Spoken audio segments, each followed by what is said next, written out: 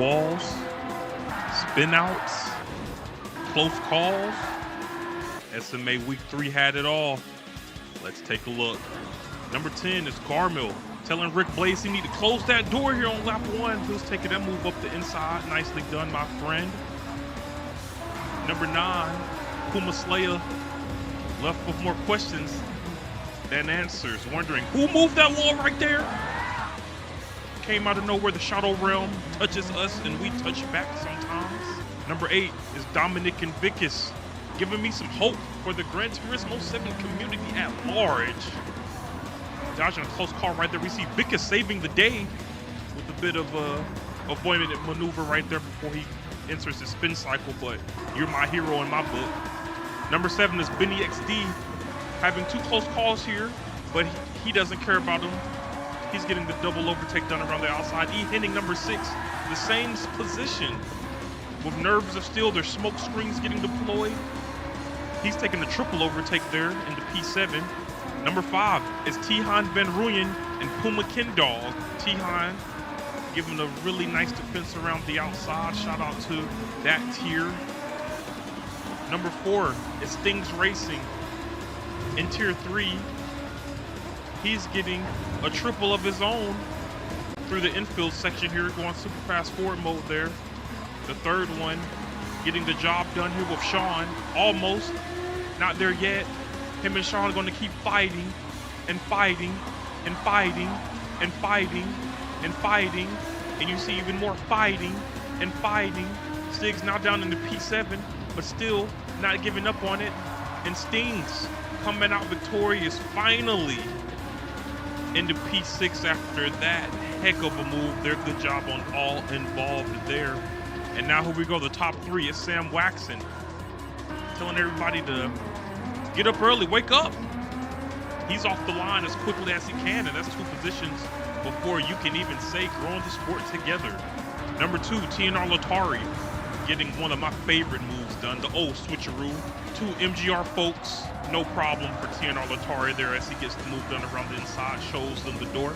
And number 1 is JP Gaming 10 with the triple overtake into T1 here, just keeping everything cool, calm, and collected as he settles into P9, all the way up from P12.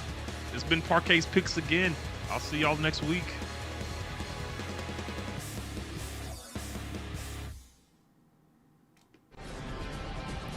Welcome back, racing fans, to round 5 of the Sim Motorsport Association Season 2 Road Rage.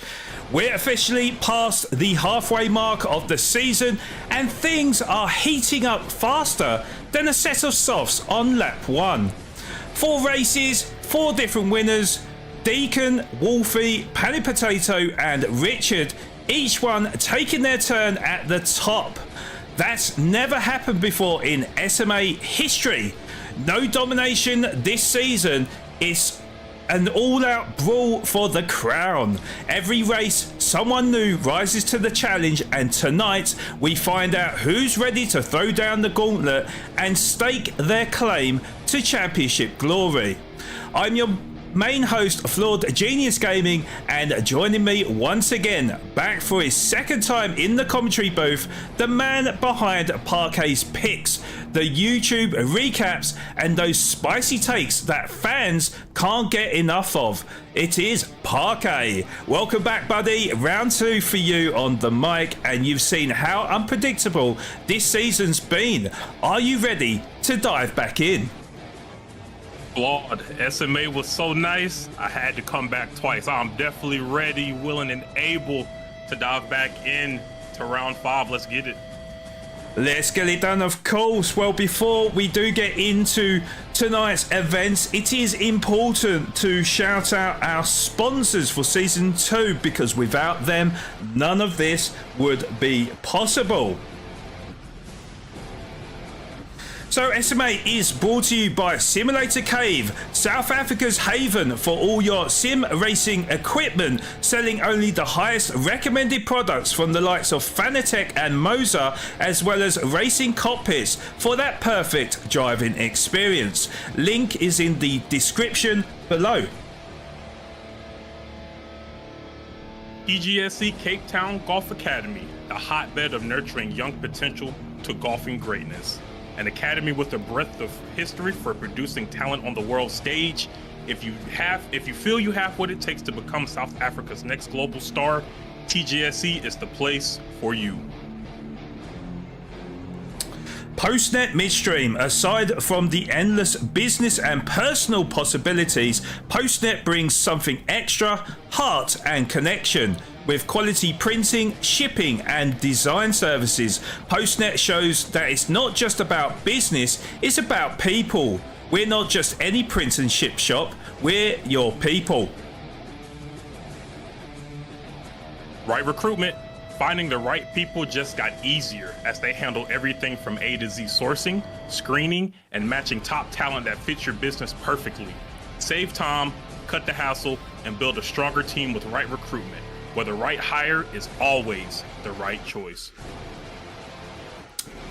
And DC Designs, where imagination meets reality. From custom home decor and lifestyle products to specialized gaming and sim racing accessories, DC Designs uses the power of 3D printing to craft items as unique as you are.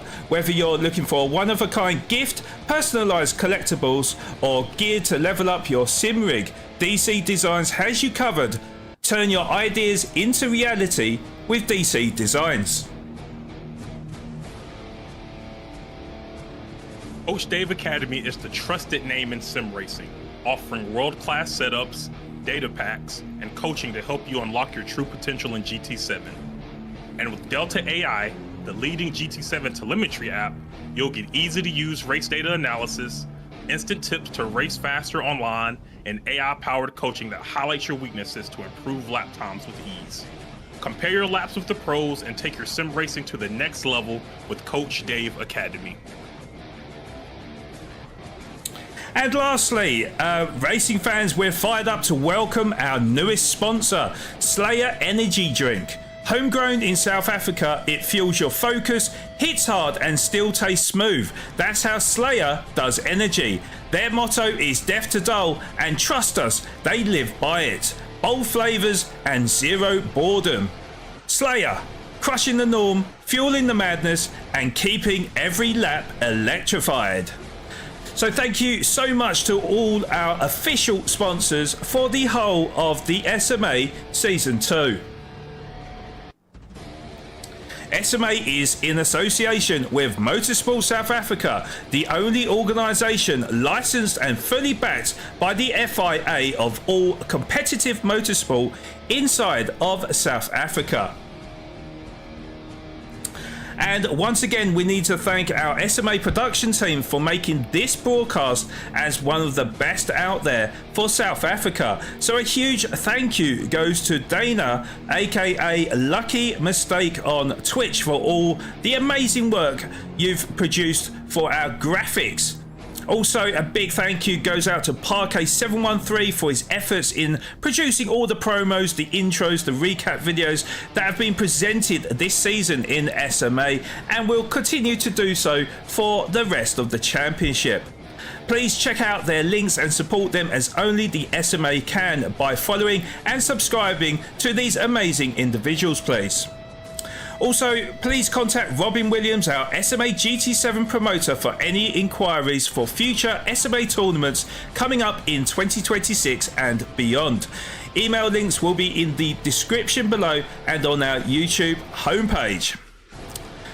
So, with all the credits said and done, let's take a look at our race calendar for this season. Parquet, it's over to you.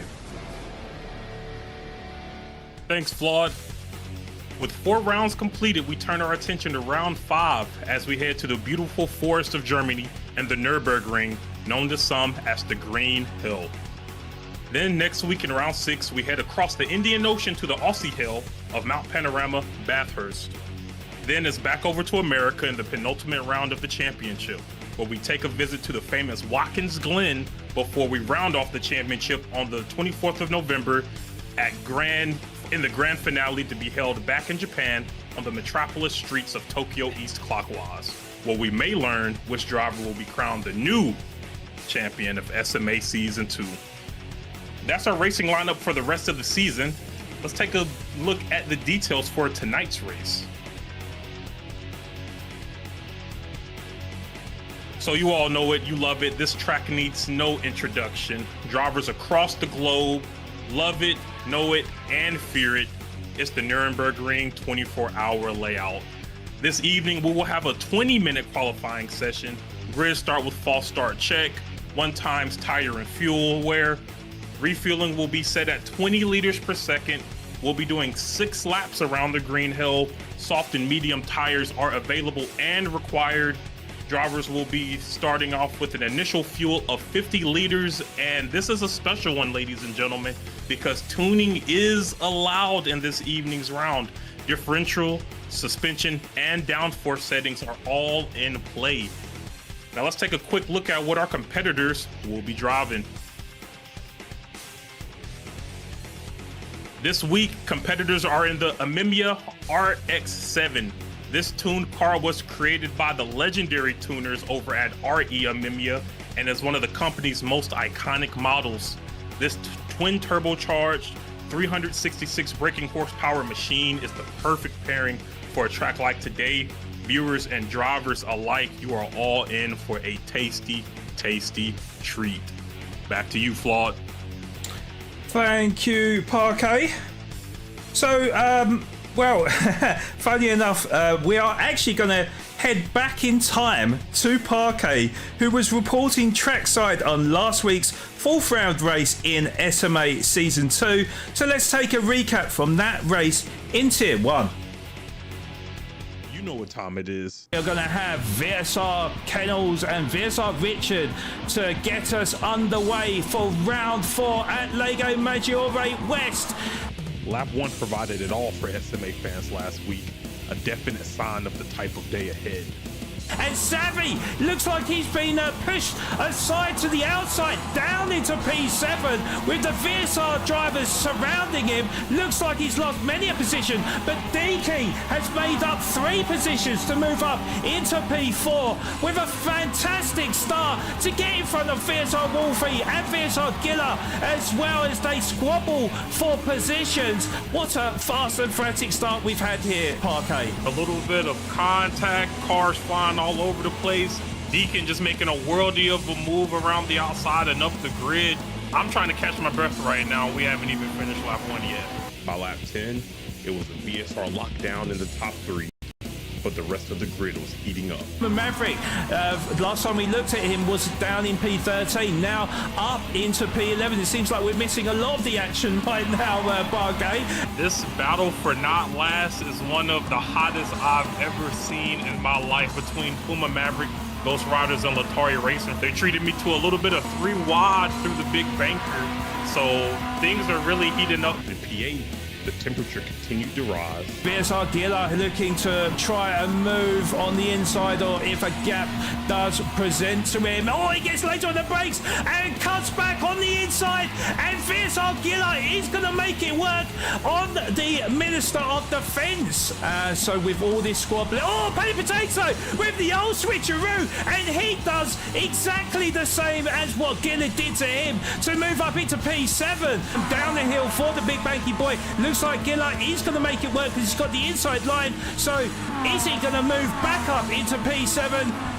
No, because Paddy Potato goes for the old switcheroo, and I think he's made it work there because around the outside, Paddy Potato back up into 7th position, and really not giving me a chance to show the replays because they are literally at it on a corner-to-corner basis here, Parquet. Back and forth, up and down, round and round. We don't know what direction this thing is going, but I'm here along for the ride. Paddy Potato and Gilla giving us one of the battles for the season here, honestly. We don't know how this is going to end. We will soon find out with this move from Gilla. Still battling, and Giller, oh, big set down the inside. Has he got too deep? Yes, he does, because he's into the wall. He's picked up front aero damage, and that is the end of that. Up in the top 5, it was Deacon and Kennels providing the fireworks. Is he going to send it down the inside? It's looking like he is. He's got the inside line. Can Anytime it's braking to perfection, it's looking like it. Although Deaky tries the old switcheroo, but Kennels is going to defend, and Kennels will hold on to that P4, but Deaky still not giving up, still on the back bumper of Kennels. Kennels may go super defensive. No, he doesn't, because Deaky will draw up alongside him, have the inside line, and he will retake 4th position away from Kennels, and Kennels is going to have to do it all over again if he is to take that 4th position, Parquet. Yes, he will, Flawed. In the final embers, it was Richard, Wolfie, and Vince fighting for the podium position. With the top 3 drivers as close as it has been the whole race, VSR Richard still holding on to that race lead. The gap is 0.2 of a second now. They have just gone on to the final lap of the race. It's certainly going to be tight between the 2 drivers. 0.2 of a second between the 2 drivers. VSR Wolfie tried to go through a gap that was presented to him, but VSR Richard still in front of VSR Wolfie as we come around the final turn. Can VSR Richard hold off VSR Wolfie? I think that could be the case, because as we approach the checkered line, VSR Richard is going to win the race here at Lego Maggiore. It was a VSR podium lockout to end the day, with Deacon and Kennels rounding out the top 5. Back to us, Flawed. Thank you, Parquet. So these are the classified round 4 results from Tier 1. So the championship took another twist, as it was VSR Richard who recorded his first victory of the season, where he became the 4th different winner out of the 4 races we've had so far, with his teammate Wolfie earning his 3rd podium in succession, finishing just behind in 2nd position. And rounding off a VSR podium was Fish in 3rd position.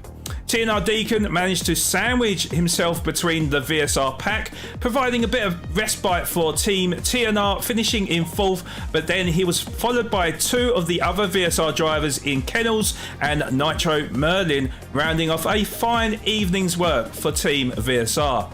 Then in steps TNR drivers Paddy Potato and Savvy for P7 and 8, with Puma Maverick signing off his Tier 1 duties with a fine P9, with the TNR trio of Latari, Ghost Riders and Captain Slow in P10, 11 and 12.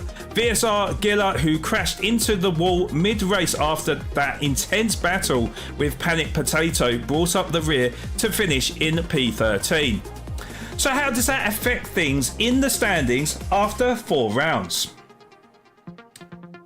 So with the tiers going into lockdown and the first of the 2 drop rounds coming into play, this is the lineup for Tier 1 for the rest of the season, and as you can see, painting a very different picture from what we saw in round 4.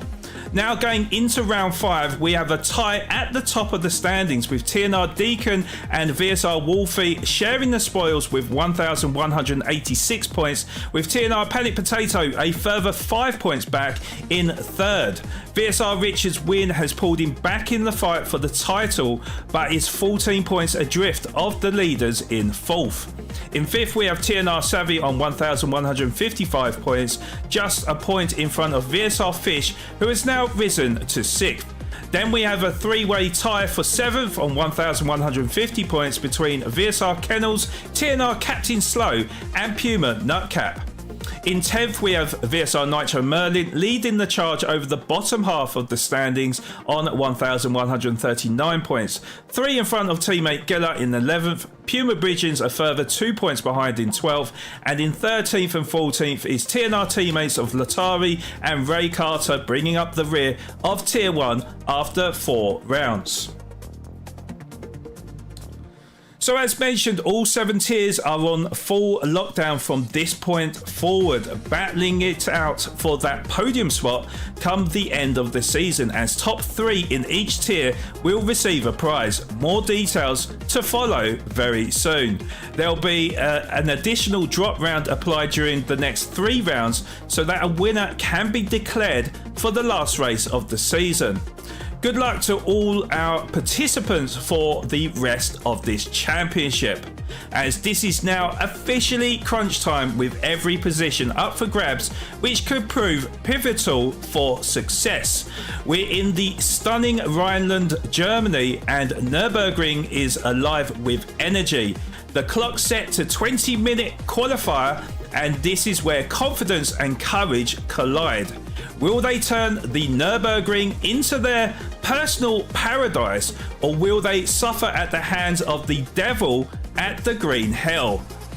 Well, please don't go anywhere. The action is about to get underway. Back in a second.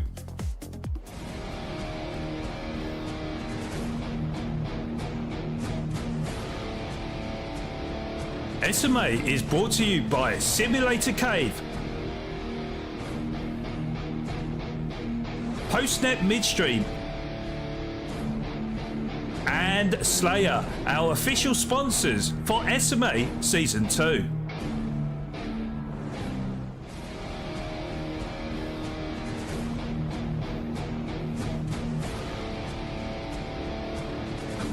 SMA is brought to you by TGSC Cape Town Golf Academy, Rights Recruitment, DC Designs, and Coach Dave Academy, our official sponsors of SMA Season 2. Okay, so we are back, and at the moment we have got 12 drivers out on circuit. It is, of course, the Green Hell. It is the pinnacle of all circuits. It's the Nürburgring 24-hour layout, and the drivers are just on their outlaps at the moment. So very important outlap, I would say, Parquet, because we know this is a very, very long lap. We know that damage is set to heavy. So to really set you up for that flying hot lap is so important to keep it on the black stuff, keep it away from the walls, and make sure that the car is in prime position or best condition, should I say, to put in a faultless lap for qualifying. Absolutely, and something interesting already going on. We have TNR Captain Slow kind of turning into a caboose here, getting a lot of distance between him and the rest of the pack, which may be pretty wild. Like you mentioned, this is a very long track, a very narrow track, and a lot of walls for you to hit, surprisingly enough. So we'll see if this, provides being fruitful for Captain Slow. And yeah, let's see where he is able to put it on the order. Yes, indeed. And going by, you could say, religion, going by trend, Captain Slow starting from near the back of the grid. Now, Latari Racing, actually, it looks like he went back into the pit lane and I don't know what happened there. Maybe he did make a mistake, and maybe he did get a bit of damage on that car. So back into the pit lane to start his outlap. Now, we have got a 20-minute qualifier for us here. But something I did notice, and in a race that I had quite recently, those of you that follow my commentary path, I also do commentary for the NRL, and we had a race at this location as well. It was a 20-minute qualifier, but if the drivers did come across the line before the allotted 20-minute timer, even though there's only supposed to be a 180-second cooldown time, the game allowed them to actually get that final lap in. So they had like an extra 10 minutes of cooldown, which I thought was a glitch at the time. I've been told that actually this was a feature that was put in that Kaz didn't tell us about through a recent update. So if the drivers do come across the line before that 20-minute time, they should have enough time to put in another lap. So essentially they could have two chances in putting in that hot lap. But Parker, have you experienced that kind of glitch before, or was you aware of that setting put into the game recently? Either was aware of this existing in the game, nor have I experienced it before, but that's definitely a weird one. My first time coming across it was actually your stream you were doing. I saw a lot of hustle and bustle and commotion about, you know, some folks thinking that there was some extra time given or a little bit of confusion around what the actual rule was going to be there. So that's very interesting to know. I wonder if the drivers on the track know that, and maybe they're able to, you know, unbutton that top button on their button downs and relax a little bit, because I thought that Lataria was going to be in a little bit of a situation there, but if he's able to cross the line in time, should be damage reduced kind of state he's operating in. Yes, for sure. Well, we're just kind of trying to time it right here. So normally, I think the drivers will be setting sort of lap times in the, I think about the 8-minute 40 range. So just going by that, obviously this is the out lap. They want to be careful. They want to be so sure that they don't pull it into the wall. So I do expect that the out lap is going to be a little bit longer. And obviously they're going to try and preserve the tyres a little bit as well. So yeah, you know, I think we're definitely going to be closer to the 10-minute mark, I think. But something I have definitely noticed, though, Parquet, the liveries. Now, we've got a big competition on for the Slayer competition. So you'll notice that we've got a lot of Slayer-inspired liveries out there. And I have to say, they've done an absolutely fantastic job on these cars. So, you know, good luck to all the drivers out there that, you know, busy making their designs for the cars. I have to say, some of these designs, if not all, are absolute fire, as we see Puma Bridges going past in that fire livery. So that inspired me to come out of that line. But yeah, certainly the car's looking very, very nice, I have to say, Parquet. Yeah, there's some smoke shows out here. Gilla and the Halloween themed livery for me, that orange and black looking really nice. Panic Potato and the purple and gold, almost Joker themed livery for Slayer Energy. The fact that Slayer Energy has such an electric brand, right, in so many different colors, definitely are a good thing for all of those livery creators out there in SMA. All of you artists out there, you all have delivered full on stop.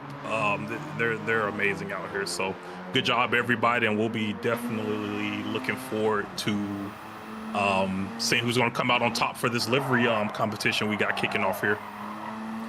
Yes, indeed. Is there any particular favourites that you see out there on the grid, Parquet? I mean, I actually quite like this TNR livery.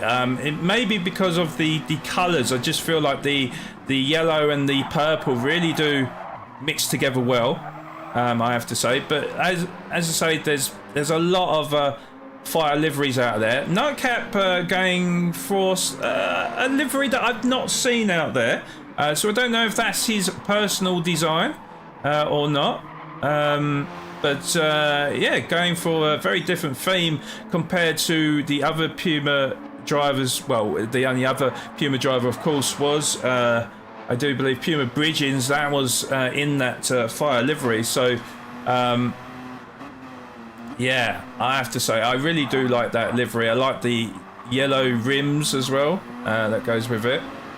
Very, very, very nice. The Hellfire Slayer livery, very, very nice. But yeah, any particular favourites for yourself though, Parquet?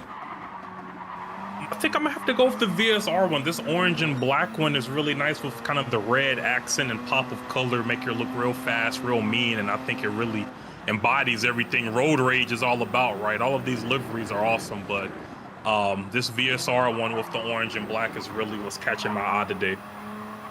Okay, well, you know, let us know in chat, for those that are watching right now, let us know, you know, what is your favourite livery? You know, let's not be biased, let's not be like, okay, well, if I'm a TNR driver, I'm going to say TNR. You know, be honest with us, let us know, you know, which ones really stand out to you. You know, it'd be nice to get your thoughts, guys. And also as well, everyone that's in the chat as well, if you have just raced as well, let us know how you got on in your tier race for round 5, because now we know that the tiers are locked down. And yeah, certainly now it's all about glory, isn't it? It's all about you know, being ranked amongst similar drivers to yourself, and it's all about gunning for glory. So let us know how you got on as well, and yeah, just welcoming everyone that's in chat at the moment. Of course, I can see Dana, Parquet. You know, is there anything you can't do, Parquet? You know, typing in chat whilst commentating. I'd love to see it. Also, Kennels as well. Kennels, you might not be able to hear me, but if you can, good luck to you. He has actually just picked up a half-second penalty, so you know, hopefully I can give you some good luck, because generally speaking, I do tend to curse the drivers, so hopefully we can rewrite the history books when it comes to that. But also HHP as well, welcome, good to see you. Thank you so much for your support and supporting your man as well in Mr. Parquet. Mammy Khan in here as well, and yeah, just really trying to just give the love to everyone that's shown the love to us. We got Julius Lakeman in here. Welcome, welcome. I hope you're doing well.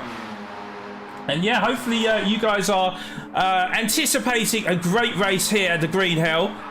Very, very long lap, of course. We are going to try and stay on board with many of the drivers and see whether or not they can keep it clean, keep it away from the walls, and see if they can secure a decent lap here. But Ghost Riders, welcome. Hopefully you're doing well.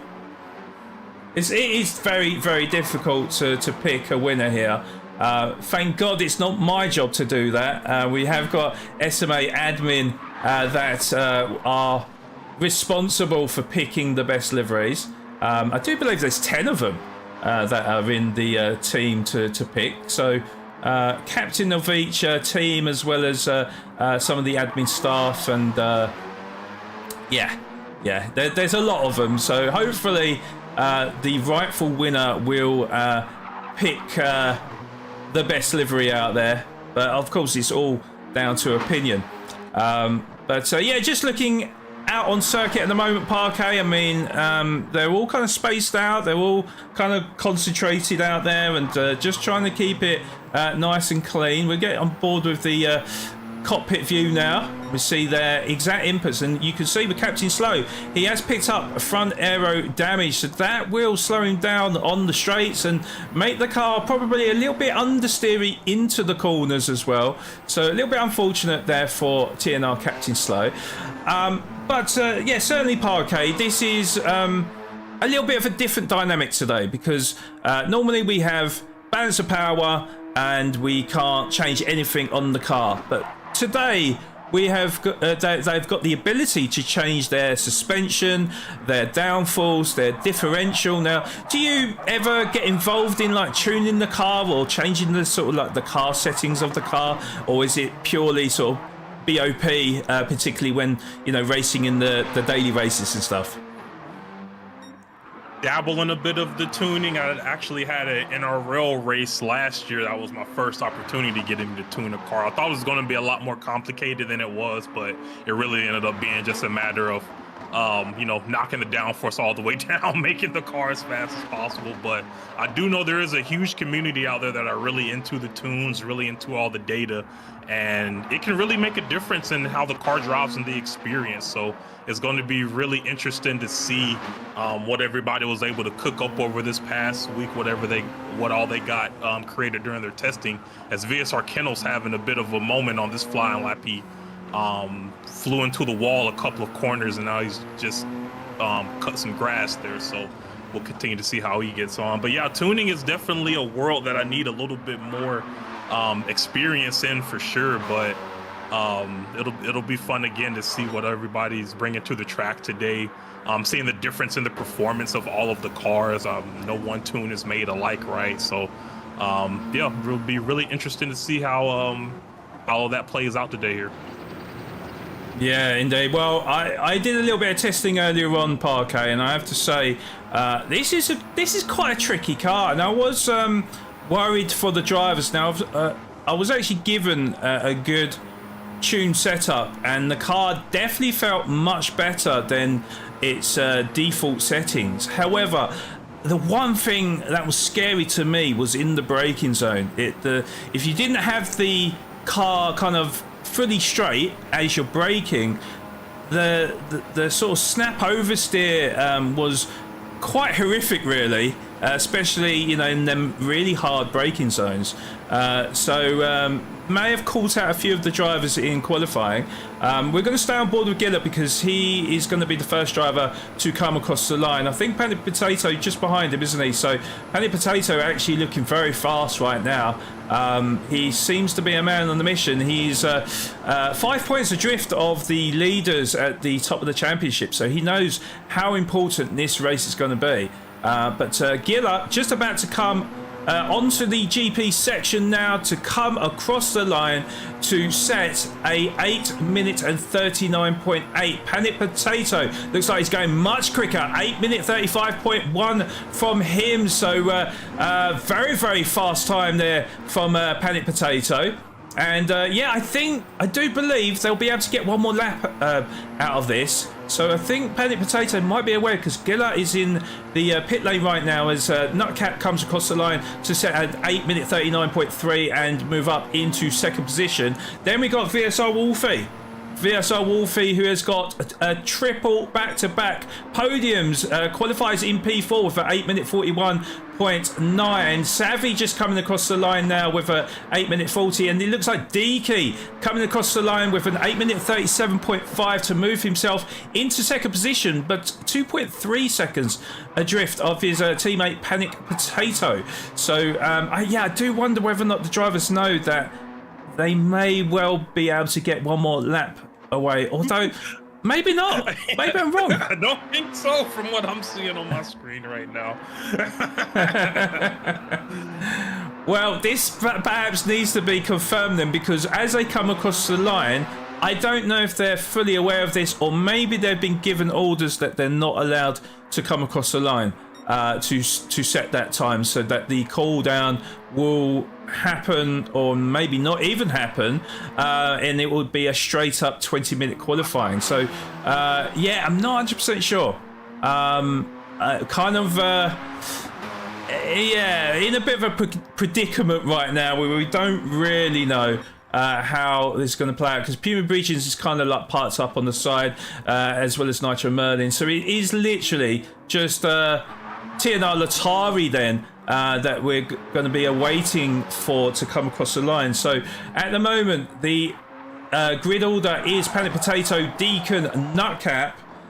Then we've got Gillett, Savvy, who's parked up next to Deaky. How cute. Then we've got VSR Wolfie in P6, VSR Nitro Merlin in P7. We got, I could hear some donuts in the background. Ray Carter P8, Puma Bridgens P9, TNR Captain Slow P10, VSR Kennels in P11. So, he had back-to-back podiums going into this race, as in back-to-back pole position quali times going into this race, but we'll be starting from 11th position, so clearly not having fun with this car and track combo. Latari Racing looking I'd say decent. It's hard to really know at this point how he's getting on here, but it's looking like he's had a bit more luck this time around. I'm actually quite surprised with the tyre wear of Latari though. When he came into the pits, he started a fresh new lap, obviously did the out lap. This is the second lap. Quite surprised to see how worn his front left tyre is here. So he should have enough time to come. Oh no! Oh no, and just as I was commenting, he should have enough time to come across the line. He goes wide, scrapes the outside wall, lucky not to pick up damage, but certainly damaged his ego there, I think, Parquet. Yeah, that understeer will catch it out very, very surprisingly. So we'll see if Latari is going to be able to pick up the pieces and put them back together. Headed down the Sean. Gardner right now, we're going to see what his top speed caps out at, and this is also going to give us a little bit of insight into what his tune is looking like right now and seeing how it's stacking up against the rest of the grid. I think the highest speed I saw was around 170 miles per hour. From what I saw before the lobby ended, it looked like Latari got around 164. So it'll be interesting to see how that plays out during the race. And yeah, do we have any update on what's going on in the background here? Yes. Sean.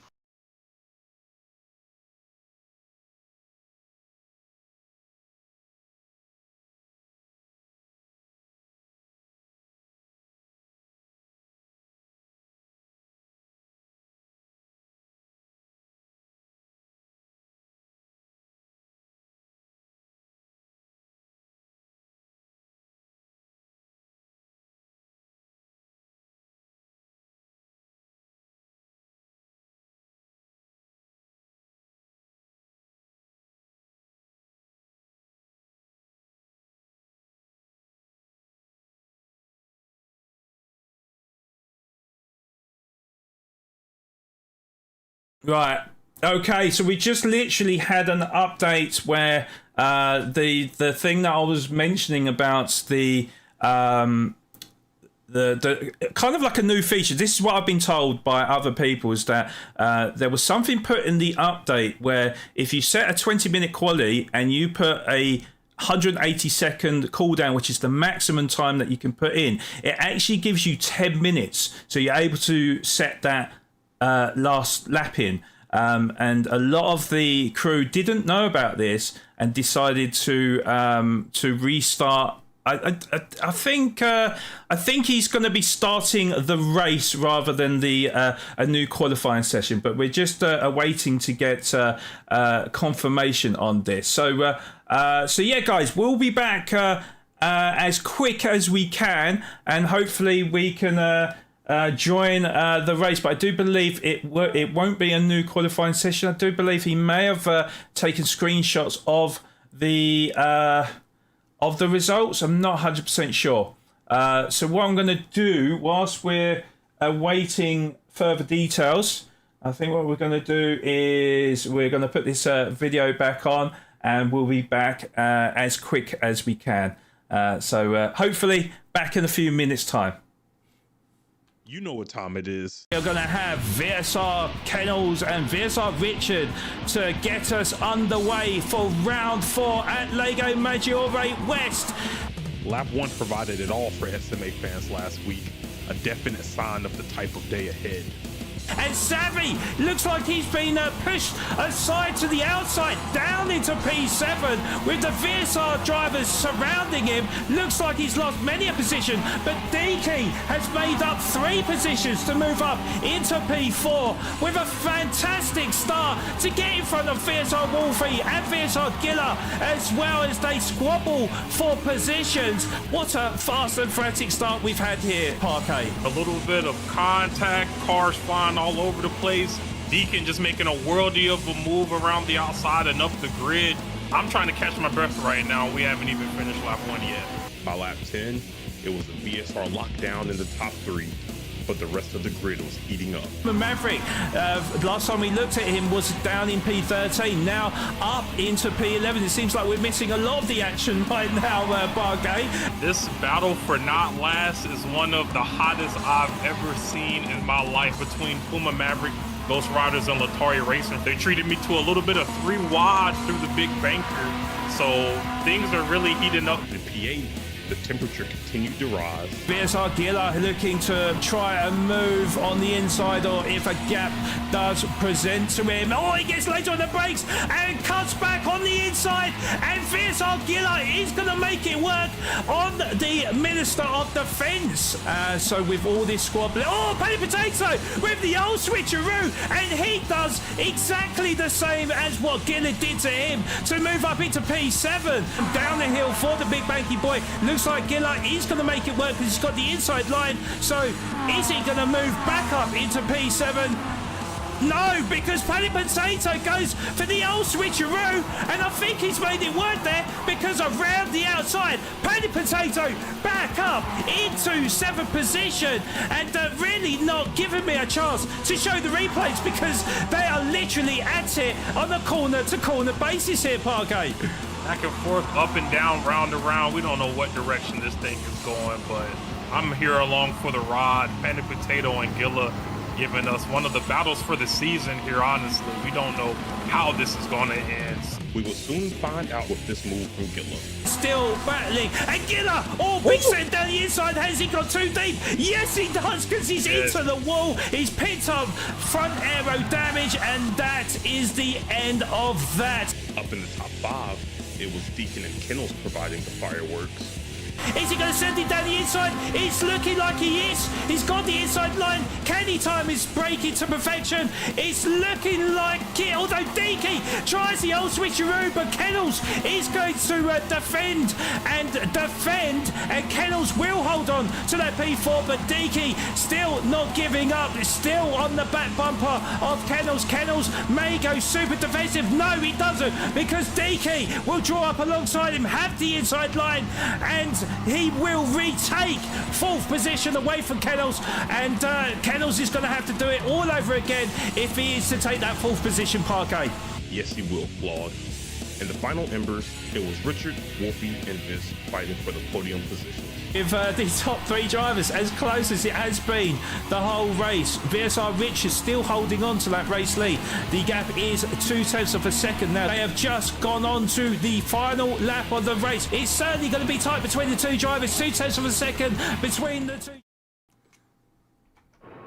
Okay, we are back, and the start of this 6-lap race here at the Nürburgring. 24-hour layout for round 5 of the SMA Season 2 Road Rage. And lights are out, and away we go.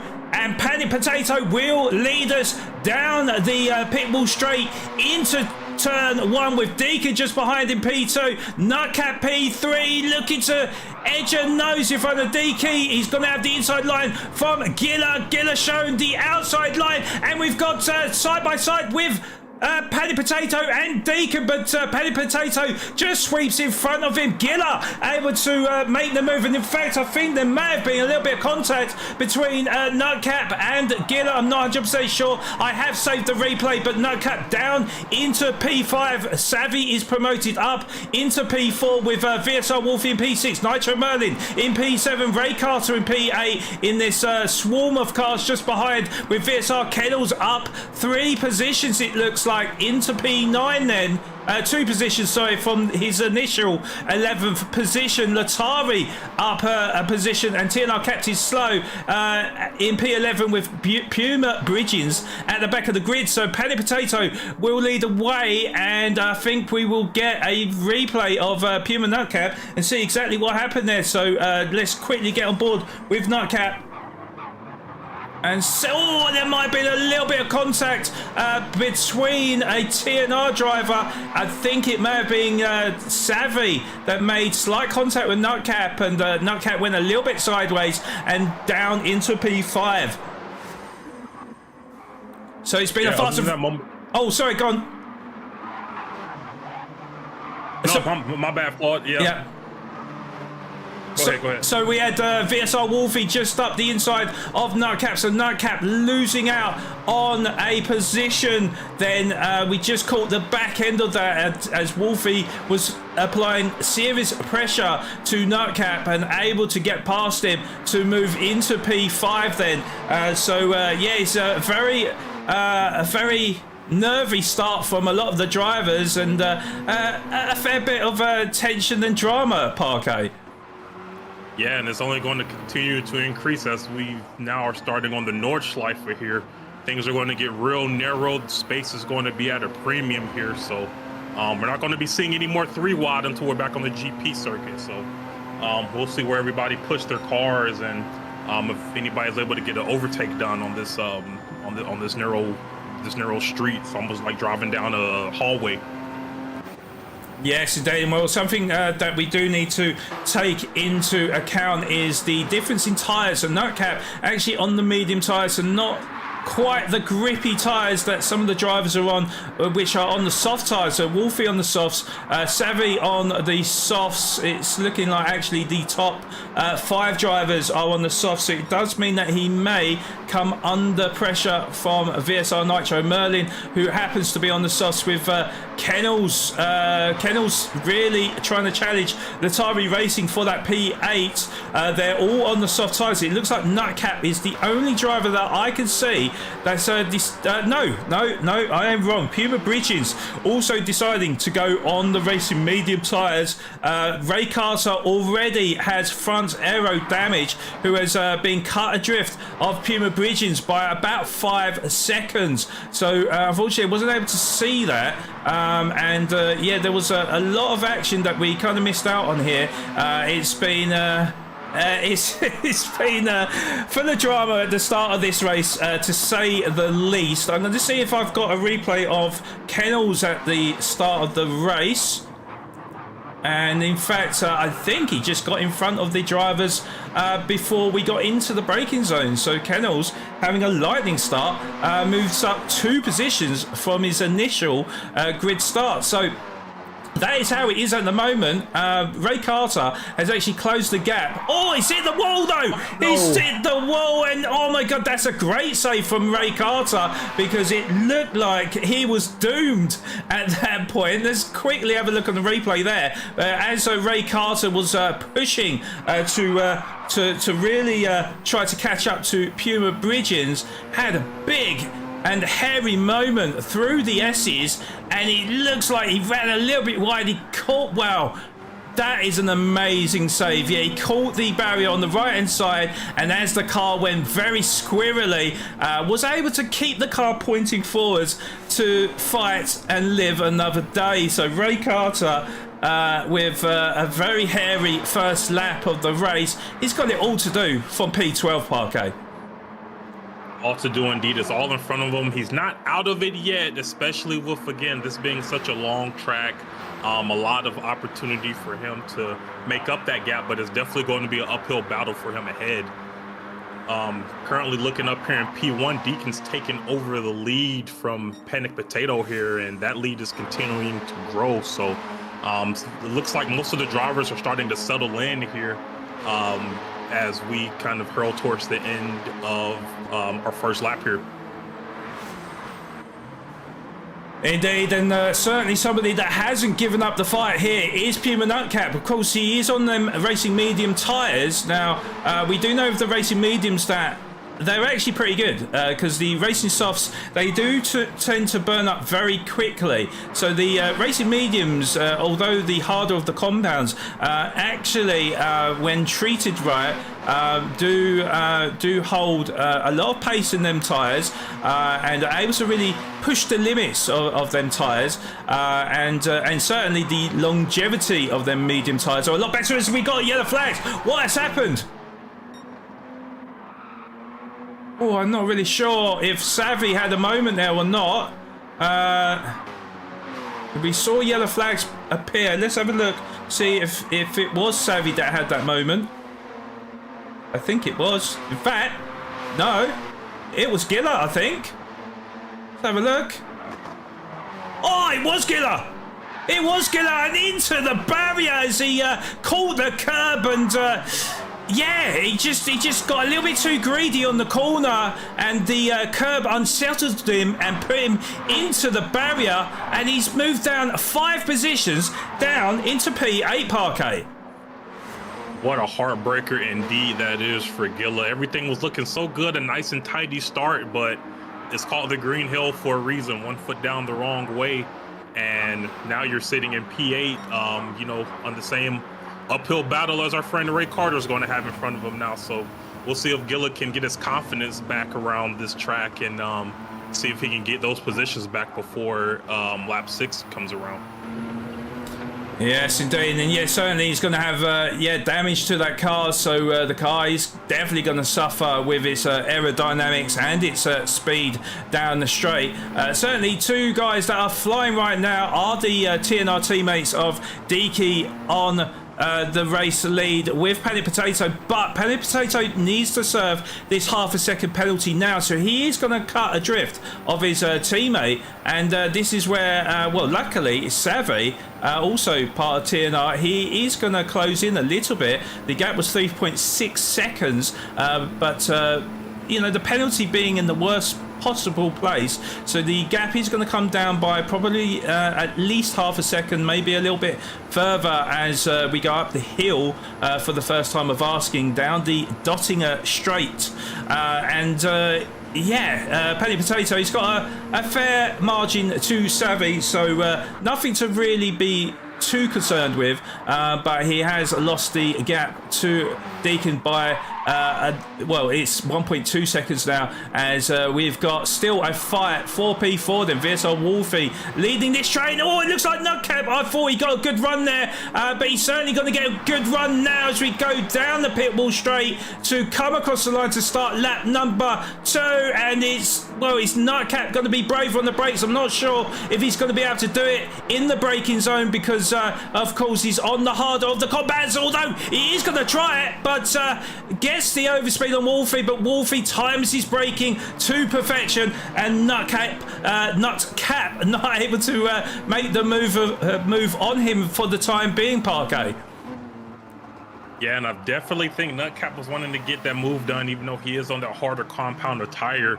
Again, everything is so much harder once you hit the Nordschleife section of this track. So having to play around in this dirty air is definitely no joke on a track like this. So we'll see if Nutcap is able to settle in, hold off Lataria Racing, who is on the softer compound as well, nipping at his heels right now, and Nitro Merlin also not too much further behind. So Nutcap's definitely got his work cut out for him on this medium tire, and we'll see if he can, continue to hold off in this fight for P5.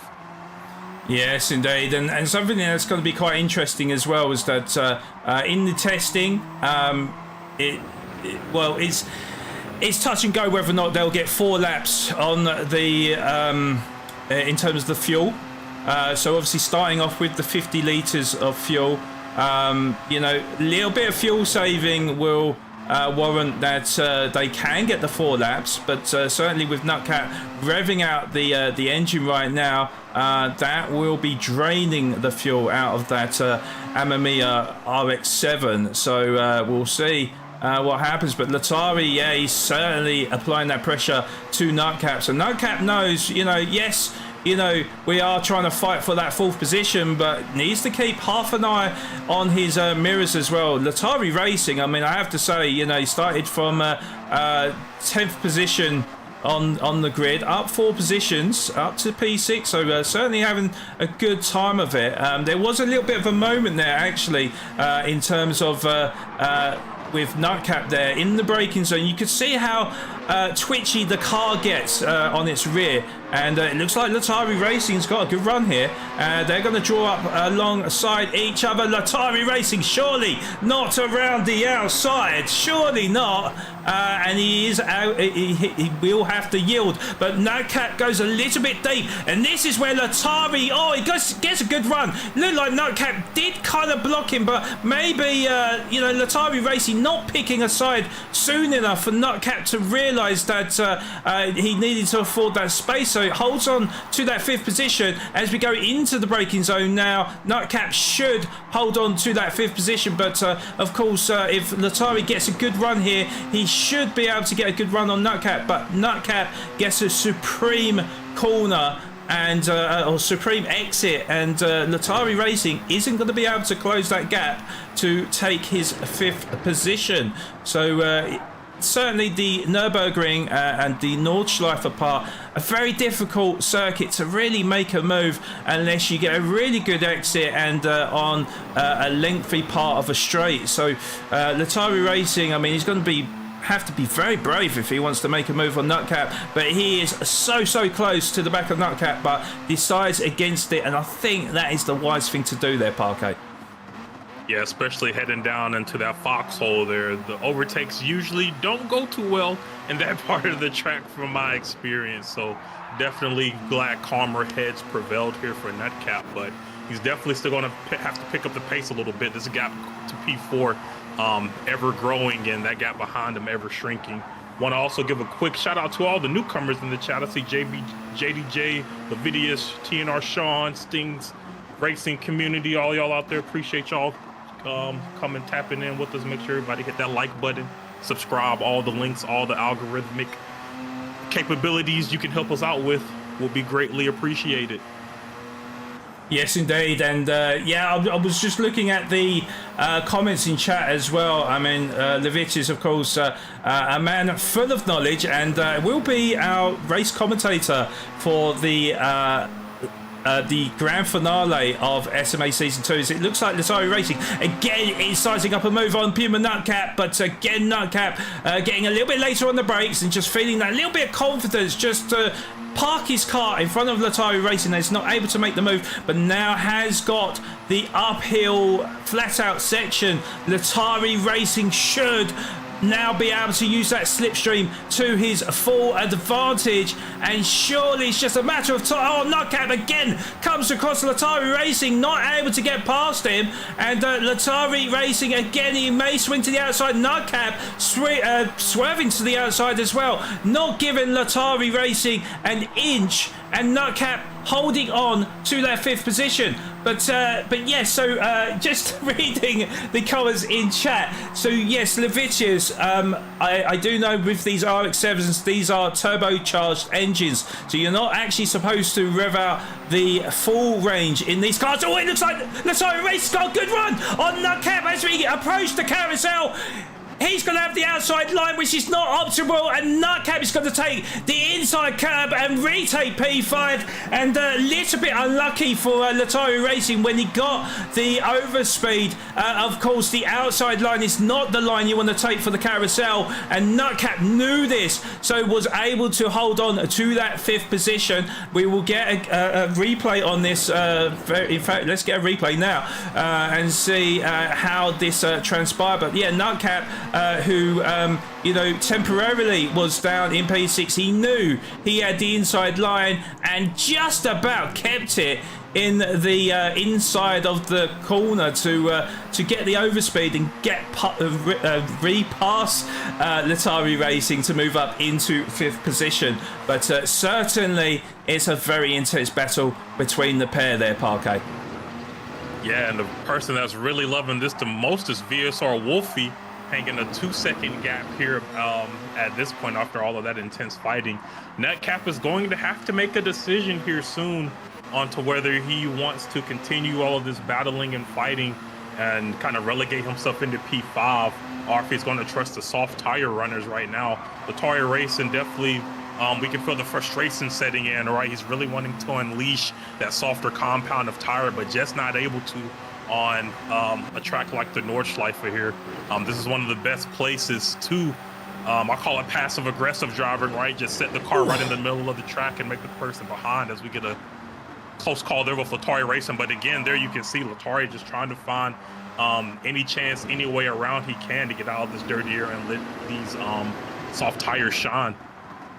Yeah, indeed. And I think Latari, he may look at this and think, well, you know, we've got this long dotting a straight to make a pass. He really, you know, he really needed to get as close to the back of Nutcap where he could slingshot his way past Nutcap. But Nutcap gets a very, very good exit, and in fact the gap between the two is 0.6 of a second now. So is the straight going to be long enough for Latari to really close in on Puma Nutcap? That is the question. The gap is coming down 100th by 100th second by second. The gap is now 4/10 of a second. It is now down to 3/10 of a second as we approach the brow of the hill, and this is the squeaky bum time here, because as we come down the hill, is he going to be brave? Yes, he is. Nutcap affords him the space, and Latari Racing does make the move to move up into P5. Nutcap gets hard on the brakes and will settle just behind him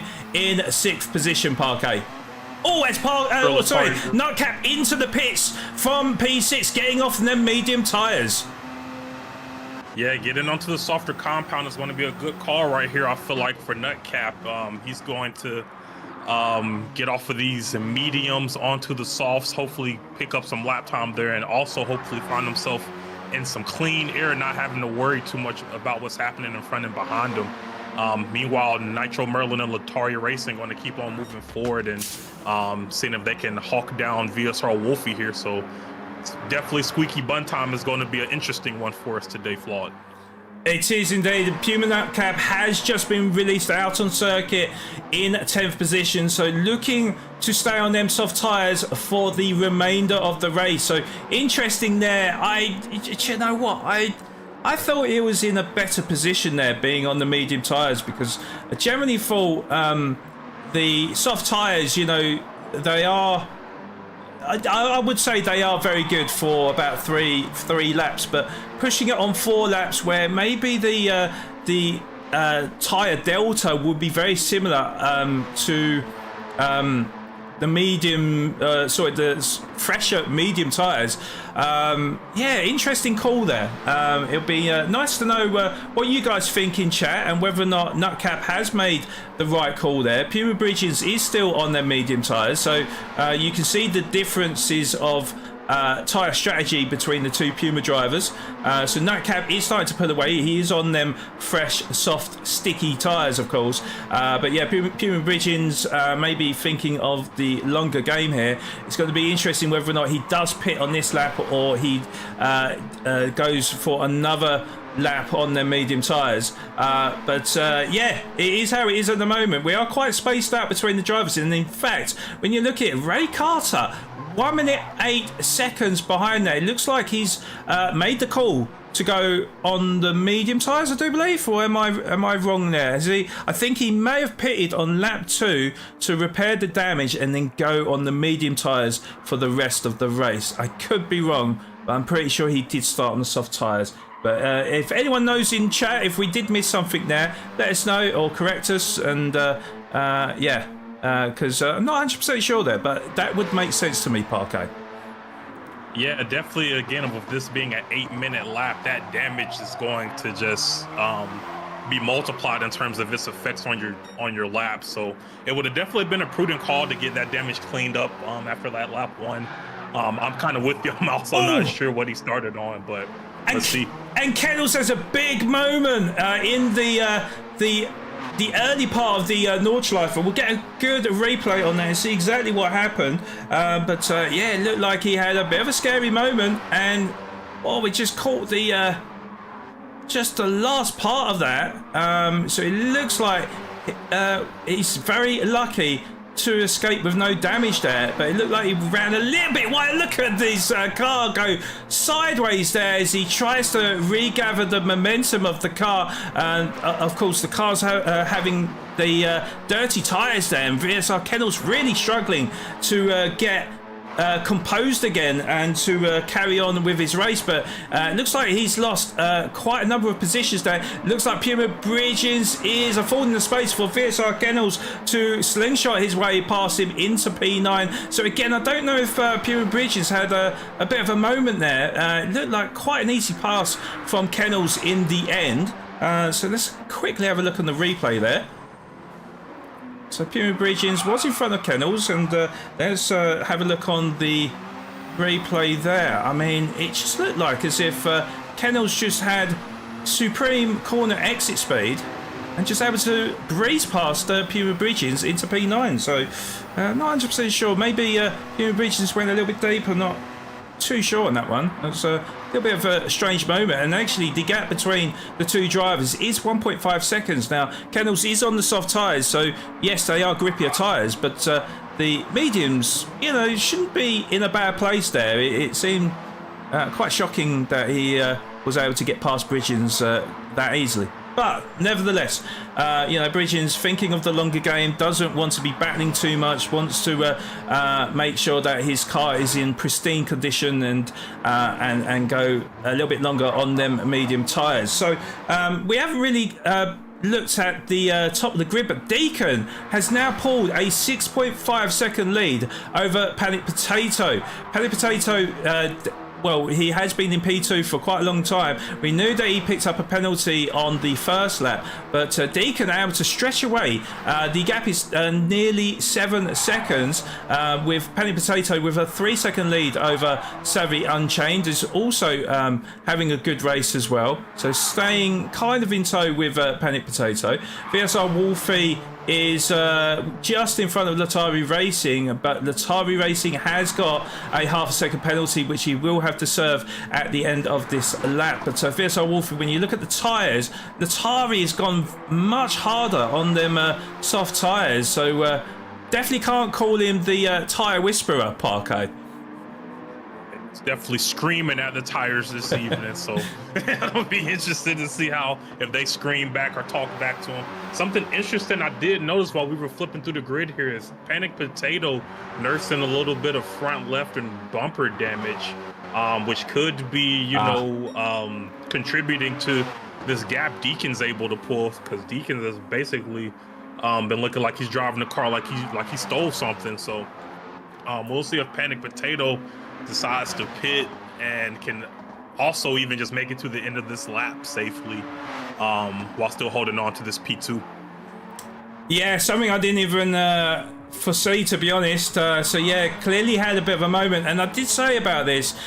This car is very sketchy in the braking zones, particularly the really hard braking zones. So you almost have to make sure that the wheel is like completely straight, because if you're turning whilst you're braking, the car really does want to try to kill you. So yeah, it looks like Panic Potato may have had a bit of a hairy moment. Not sure if it was to do with that or not, but he will be losing time to Savvy. Oh, he goes a little bit wide out of the exit there, but yeah, Savvy, of course, not having that damage to the car, and actually the tyres are in a much better position as well. So Panic Potato, I would imagine a pit stop will be imminent coming from him at the end of this lap. VSR Wolfie 7 seconds adrift, but remains to be seen whether or not he will stay on this stint for another lap. Latari Racing still keeping to the back of VSR Wolfie, but you can see with the difference in fuel, not 100% sure if Latari has got enough fuel left in the tank or not. It is predicted that you need about 13% of fuel per lap if you are changing gear before the rev limiter flashes. So you do have to short shift a little bit in these cars, but also that is the optimal it's the I've forgotten what the word is. It's like the optimal rev range, is it, of this turbocharged car. So yeah, it's quite surprising that Latari's got a lot less fuel than VSR Wolfie.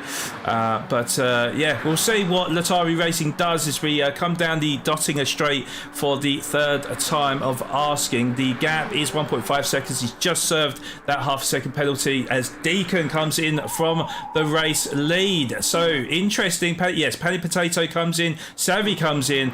Wolfie, is he going to stay out, or is he going? It looks like he's going to stay out. VSR Wolfie stays out, so he will inherit the race lead as Latari Racing comes in from P5. So Deaky should, or maybe not, I don't know. Nitro Merlin, Deaky just coming out now. So Deaky just released P2, but Nitro Merlin, is he going to get the overspeed? Yes, he is. He's just going to come out in front of Deaky then to stay in a second position. And will that be crucial for Deaky, or will he make it light work of getting around Nitro Merlin? So Deaky, yeah, just behind him, of course, on fresh medium tyres. Oh, he goes I thought he was going to go for the big send there. It looks like we got a little bit of netcode. Yeah, I thought that was going to end in a bit of a calamity, but it looks like Nitro Merlin's just let him through to move up into P2. So, you know, Nitro Merlin making it quite easy for Deacon. I know that they're on different strategies, but even so, I thought Nitro Merlin would have put up a little bit more of a fight than he did there, Parquet. Yeah, I think those worn softs, he's really feeling them right now. That wall you were talking about on lap 4, Nitro Merlin and Wolfie are going to have to be dealing with it over this lap and trying to keep it out the wall. I think Nitro Merlin decided, you know, rather than try to fight this for too long, let's think of the long game here. Don't want to have any catastrophes happen here. Trying to, as Deacon tries to get through, so Nitro Merlin will just really be trying to sit back in the slipstream and see if Deacon can, you know, carry him around the track. Well, something quite interesting then. So we knew about Paddy Potato where he had damage to that car. Savvy gets out. As Paddy Potato picks up a half-second penalty for cutting track limits. But yes, they're going to be side by side. Ooh. Both of them battling away. Looks like Savvy is going to have the inside line. Oh my God, they are battling, which is great to see actually. Both teammates. So Savvy stays in front of Paddy Potato. But yeah, just to get to my point, Paddy Potato, he did have that half-a-second penalty. Sorry, he's got that half-second penalty, but he did have that damage to his car, sorry, so he would have been in the pit lane a little bit longer than Savvy. And the gap was about 2 seconds when we last saw.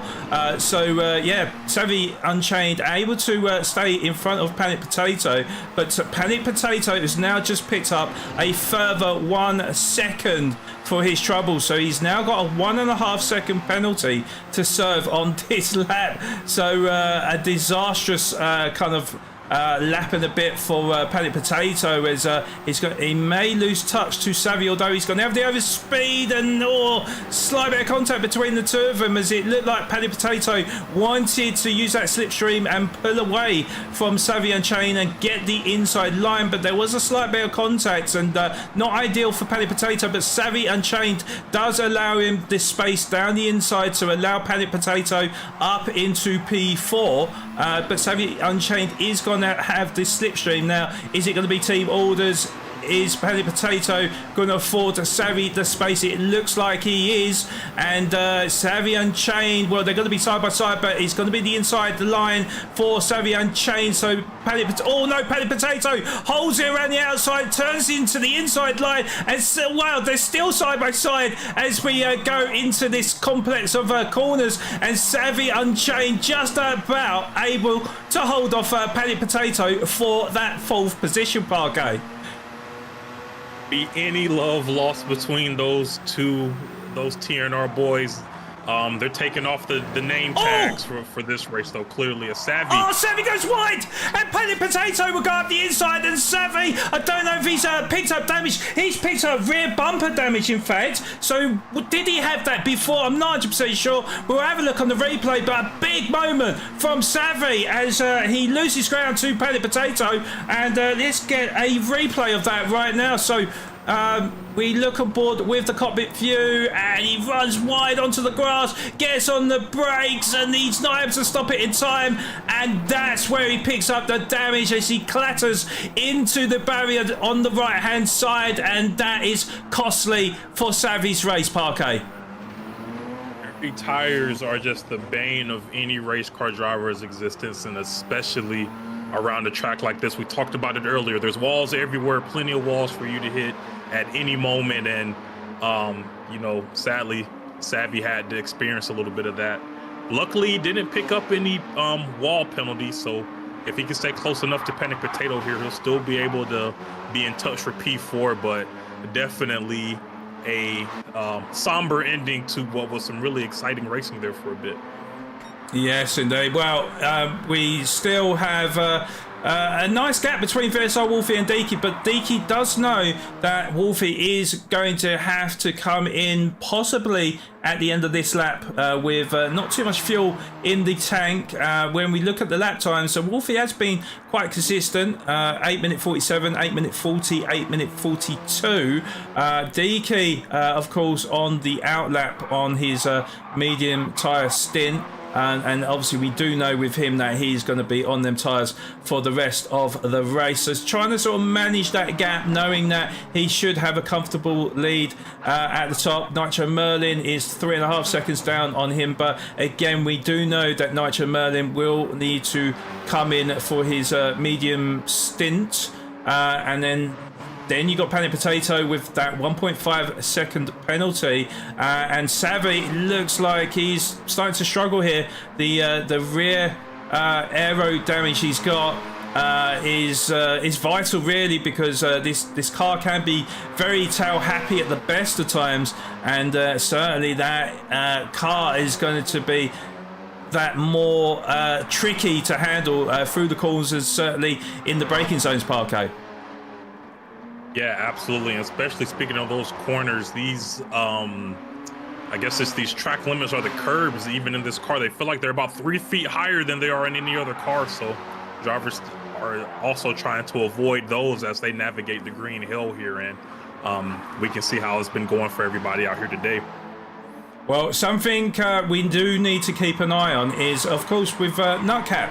Now, currently in 6th position, he's on his final stint. He's on the racing soft tyres with a lot of the drivers on the racing medium tyres.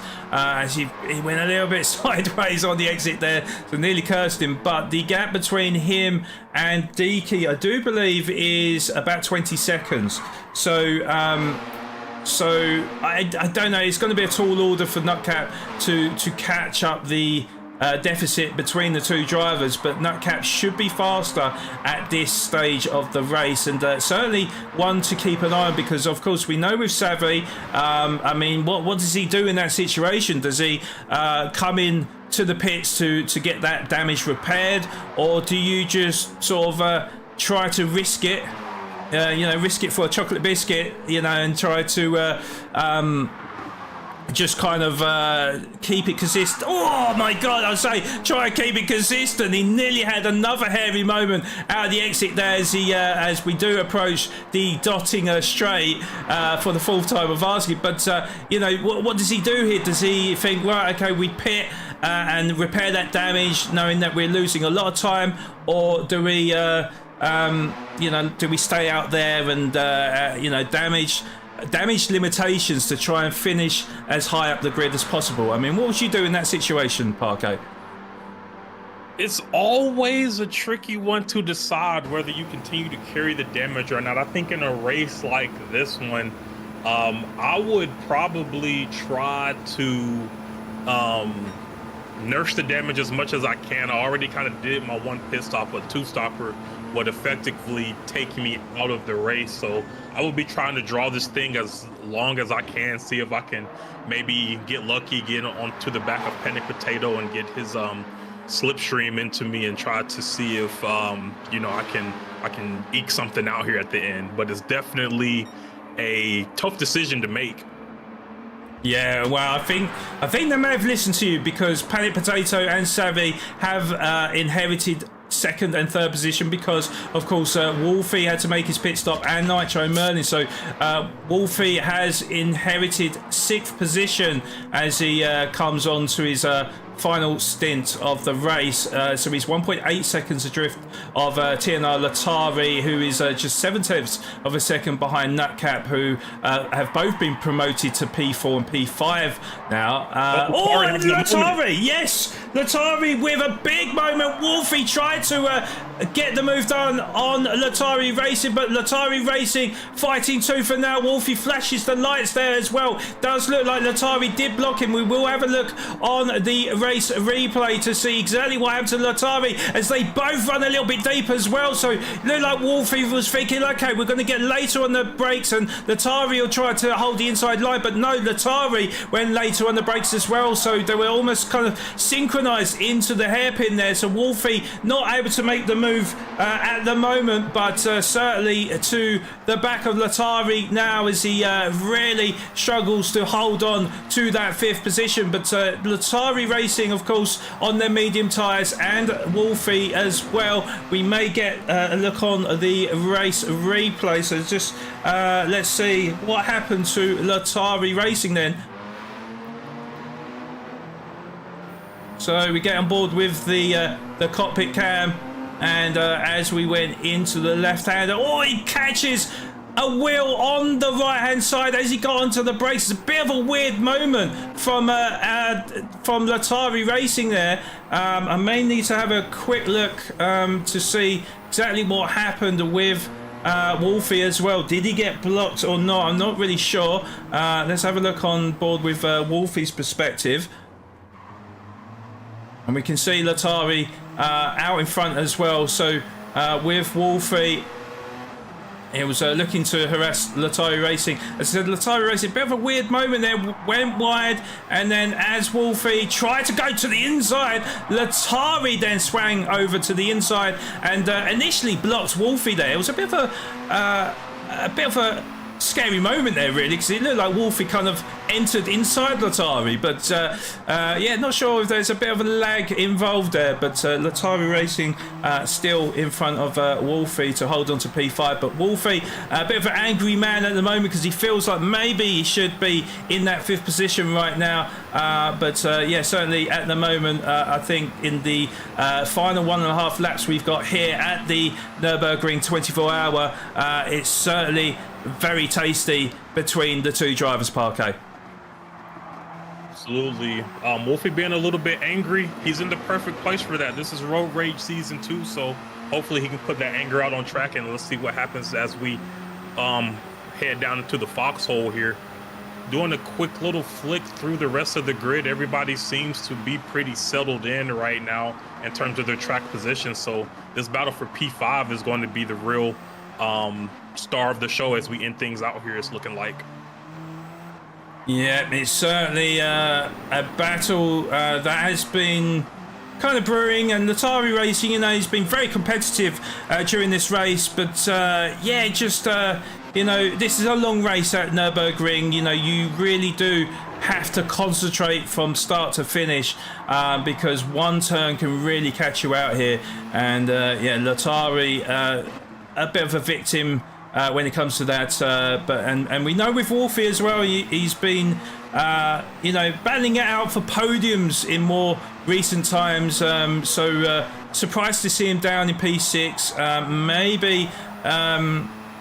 Maybe not the right call in terms of strategy, I don't know, but we've still got a lap and a half to go, and Latari Racing looks like trying to make his car as wide as possible, so it's certainly not going to be easy for Wolfie. We'll have a look at the rest of the grid as well. So Deacon has a 13-second lead over the rest, which is Panic Potato in 2nd position. Then we've got Savvy Unchained, who has been caught by Nutcap. So Nutcap now looking to make well, try to apply the pressure initially. I think he's going to back off for the time being, but Savvy is going to cover that inside line, but Nutcap is going to try and get the better line out of the exit. Nutcap should have the overspeed over Savvy, with Savvy with that rear bumper damage, so it's looking like Nutcap, well, they're going to be side by side, and again, this is going to be very tricky between the two drivers. They are literally side by side as we go up the hill, and I think Savvy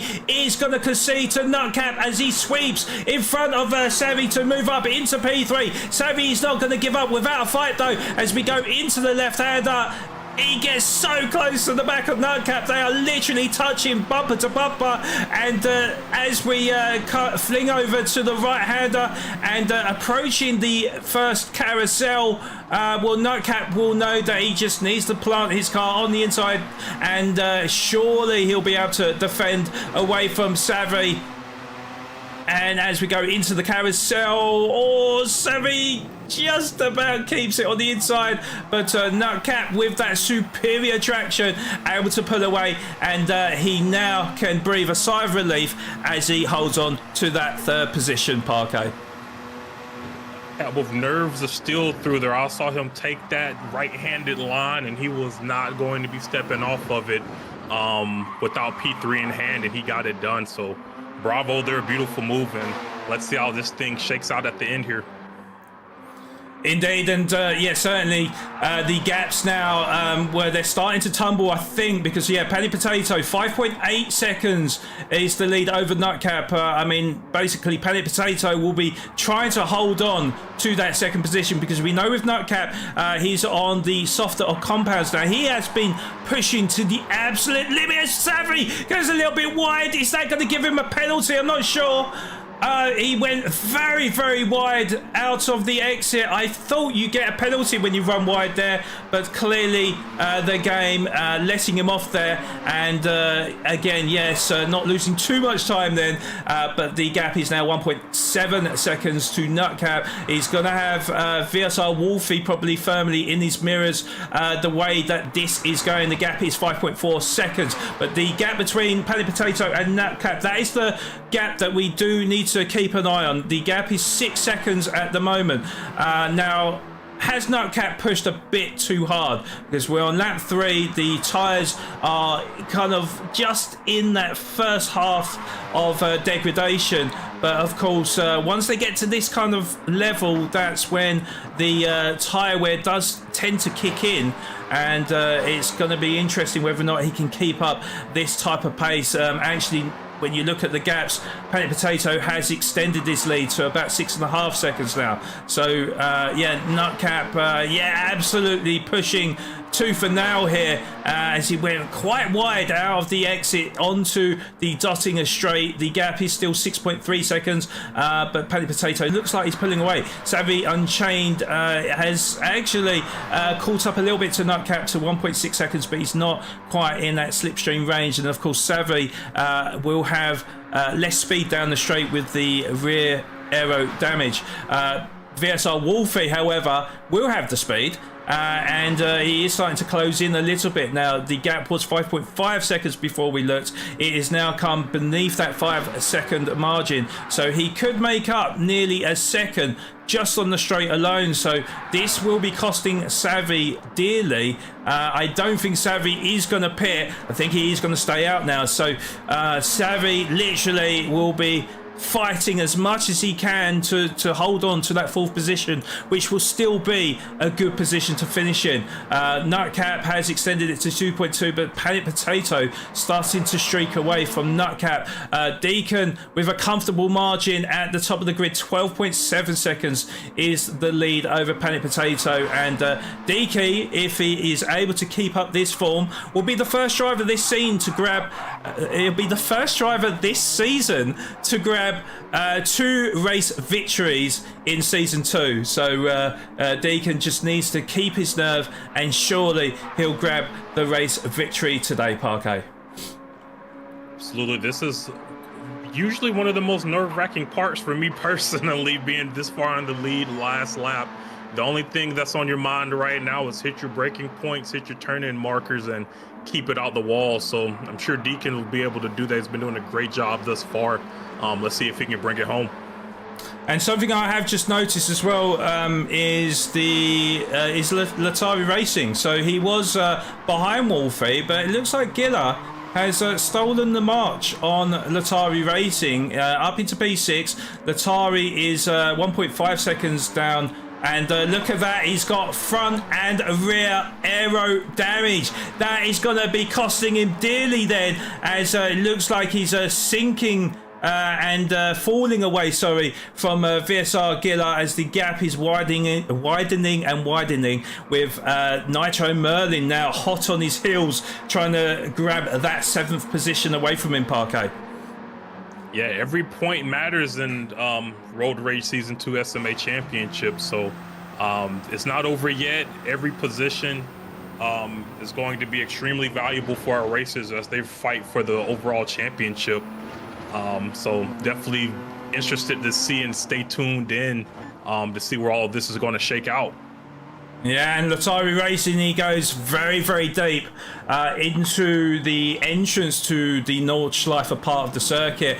And we're on the last lap here, so, you know, he really does need nerves of steel. He goes, oh my God, he's so close to the edge of the circuit. You feel like he's got another mistake in him, and I don't want to say that to him because, you know, he's definitely keeping me on the edge of my seat here. The gap between the two drivers is 1.2 seconds now. Latari Racing should be slower at this point. Nitro Merlin, I mean, he should have the superior grip as well with the fresh medium tyres. But it's just going to be interesting in terms of the fuel, whether or not, you know, how much fuel they've got in the tank. We can see the flashing red light. We don't really know what that equates to. I think they've got enough fuel, but at this stage, it's hard to tell.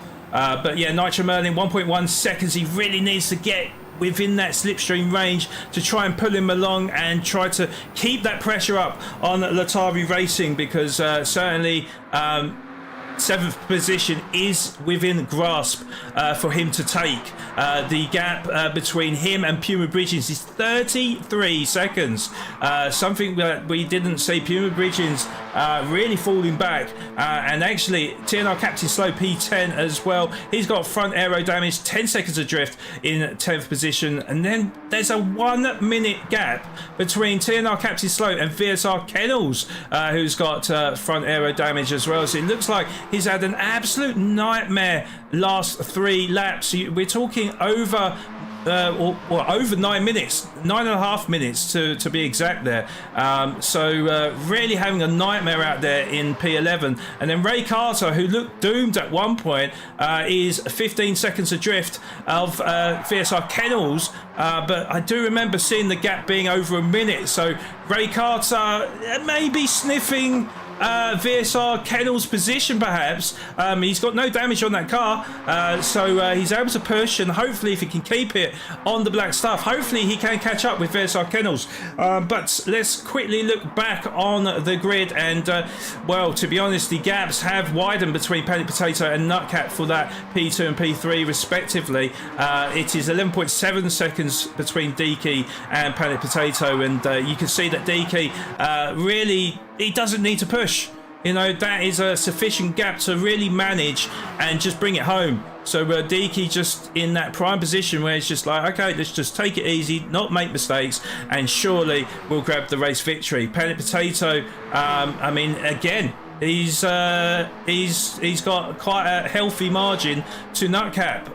Nutcap is also in the promised land for that podium position. 3.9 seconds is the lead over Savvy Unchained. VSR Wolfie has closed the gap to Savvy by about a second last time we last see them, but pretty spaced out between the pair of them. But we do know, Parquet, all it takes is one mistake. And there's a lot of places to make it on this track. Oh so, no, again, and Savvy! Sorry to cut you off there, Parquet, but Savvy makes a mistake in the background. I mean, that was perfectly timed for the commentator's curse, I think, and yeah, made a big error as he tried to home in on Puma Nutcap, and if he is not careful, he is going to get caught by VSR Wolfie. Now, I did save the replay, and it's not allowing me to show the replay now, which is a bit of a bummer.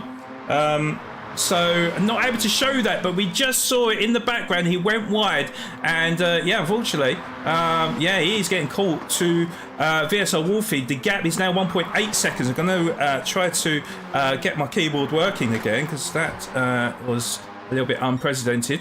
But yeah, 1.9 seconds is the gap between Savvy and VSR Wolfie, and we are getting onto the sort of back half of the circuit. So Savvy just needs to keep it consistent. Can he do so though with that rear bumper damage? I don't know. It's going to be close, I think, Parquet. Yeah, it's going to be real close. Not only the rear bumper damage, but also, again, the car weight not being as wide as Savvy goes very wide there. The car being a lot lighter, you do have to change how you drive it a little bit with all of these different factors coming into play here, and with this gap continuing to shrink and shrink, it's all going to come down to the dot in your straight. I don't know if 1.4 seconds is necessarily a safe gap by the time you're back onto there. So let's see how the rest of the Nordschleife section goes for Savvy here and see if he can hang on for dear life. Yeah, well, the one thing we do know is that, you know, if Wolfie can get in that toe of Savvy's slipstream, then we know that Savvy's going to suffer down the straight. Now, it does look like Savvy, recognising that he really does need to push, looks like he's salvaged something here, because the gap did widen slightly. It's 1.5 seconds now, but yeah, Wolfie knows that this is crunch time. He knows now that it's now or never if he is going to steal that position away from Savvy. So as we come through the final complex of corners onto the dotting straight, the gap is 1.1 seconds, and it's looking like that gap is coming down, and this is where Savvy could be in trouble, because the gap has come down from beneath that 1 second. It's now 0.8 of a second as we go up the hill. This is where Savvy is really going to struggle, and as we get to the brow of the hill, I mean, we're looking at the gaps tumble and tumble down. It is now 0.5 seconds as Deacon comes across the line to win the race here at Nürburgring. Penny Potato will grab P2 and Nutcat P3, and is Savvy going to be able to hold off VSR Wolfie for that full position, where it's going to be a nervy time for Savvy?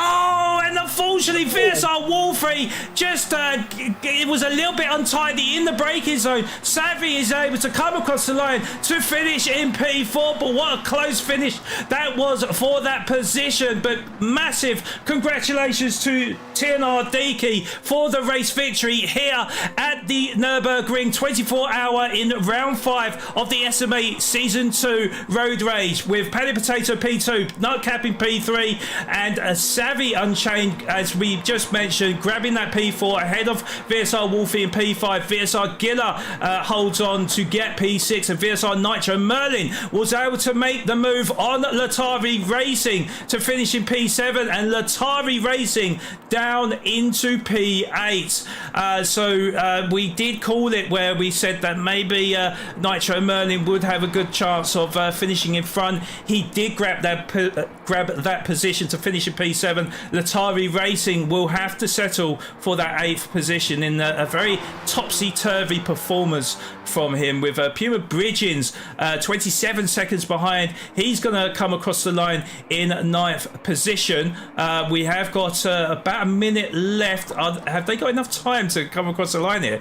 This is quite worrying. TNR Captain Slow looks like he's going to finish in a top 10 position for himself, and it's going to be touch and go whether or not the drivers have got enough time to come across the line here, with VSR Kennels 59 seconds behind. He goes a little bit wide as they enter the Dottinger straight. Ray Carter is 5 seconds adrift of him, but the gap is tumbling. But yeah, I mean, it's looking like Kennels, if he doesn't make a mistake, he's going to finish in P11 and Ray Carter in P12. But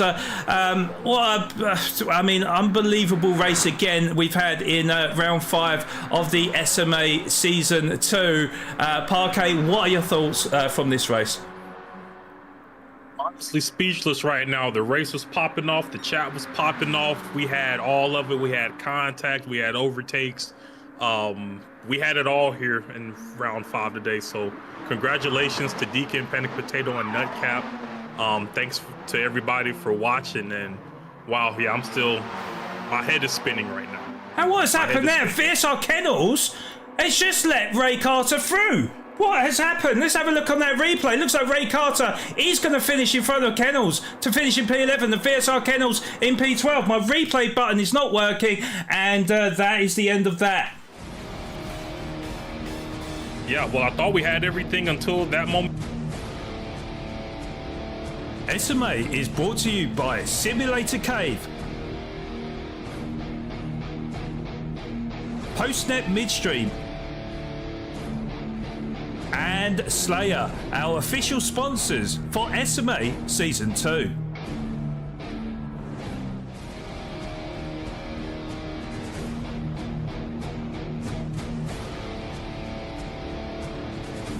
SMA is brought to you by TGSC Cape Town Golf Academy, Right Recruitment,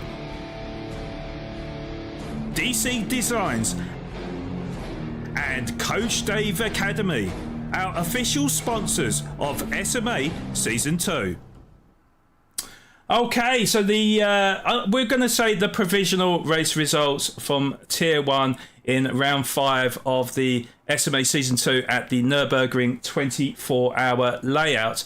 Deaky gets his second win of the season with a very comfortable victory in the end. He also got the fastest lap time of an 8-minute 36.2. Finishes just under 11 seconds in front of teammate TNR Panic Potato, with a valiant effort as well from Puma Nutcap, who came from several positions behind to finish on a podium in third position. So we'll get to interview the top 3 drivers very, very shortly. Then in fourth position, it was TNR Savvy that did manage to hold off VSR Wolfie right at the death to finish in a fourth position, with Wolfie having to settle in fifth position. Then it was VSR Giller who finishes in sixth, ahead of VSR Nitro Merlin, who finishes in seventh. Then it was TNR Latari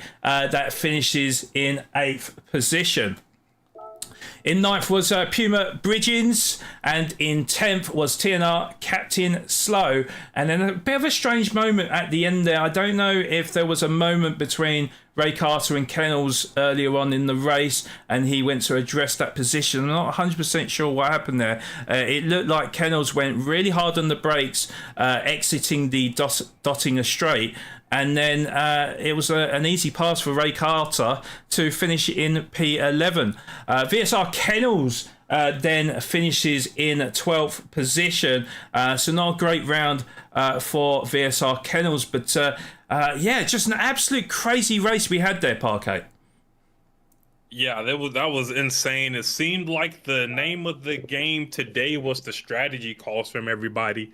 Deacon getting everything, A+ right on the nose with a dominant performance, but Panic Potato and Nutcap also giving us some interesting moments in terms of their strategy calls, their tire choices, and ultimately giving us a great show from everybody throughout the grid 1 through 12. So everybody should be very proud. Congratulations again. And I can't wait to hear how the drivers are feeling about today. Yes, indeed. Yeah, we will get the thoughts of the top 3 drivers of TNR Deacon, TNR Panic Potato, and Puma Nutcap in due course, because we are going to go for a short break. So please do stick around for the Tier 1 recap, and also as well, just a quick reminder of our Slayer livery competition as well. So yeah, when we do come back, we'll get the thoughts of our podium finishers. And so yeah, don't go anywhere. We'll be back very shortly. You know what time it is. We're going to have VSR Kennels and VSR Richard to get us underway for round 4 at Lego Maggiore West. Lap 1 provided it all for SMA fans last week, a definite sign of the type of day ahead. And Savvy looks like he's been pushed aside to the outside, down into P7 with the VSR drivers surrounding him. Looks like he's lost many a position, but DK has made up 3 positions to move up into P4 with a fantastic start to get in front of VSR Wolfie and VSR Giller, as well as they squabble for positions. What a fast and frantic start we've had here, Parquet. A little bit of contact, cars flying all over the place. Deacon just making a worldie of a move around the outside and up the grid. I'm trying to catch my breath right now. We haven't even finished lap 1 yet. By lap 10, it was a VSR lockdown in the top 3, but the rest of the grid was heating up. Maverick, last time we looked at him, was down in P13, now up into P11. It seems like we're missing a lot of the action right now, Parquet. This battle for not last is one of the hottest I've ever seen in my life between Puma Maverick, Ghost Riders, and Latari Racing. They treated me to a little bit of 3 wide through the big banker, so things are really heating up. In P8, the temperature continued to rise. VSR Giller looking to try and move on the inside, or if a gap does present to him. Oh, he gets later on the brakes and cuts back on the inside, and VSR Giller is going to make it work on the Minister of Defence.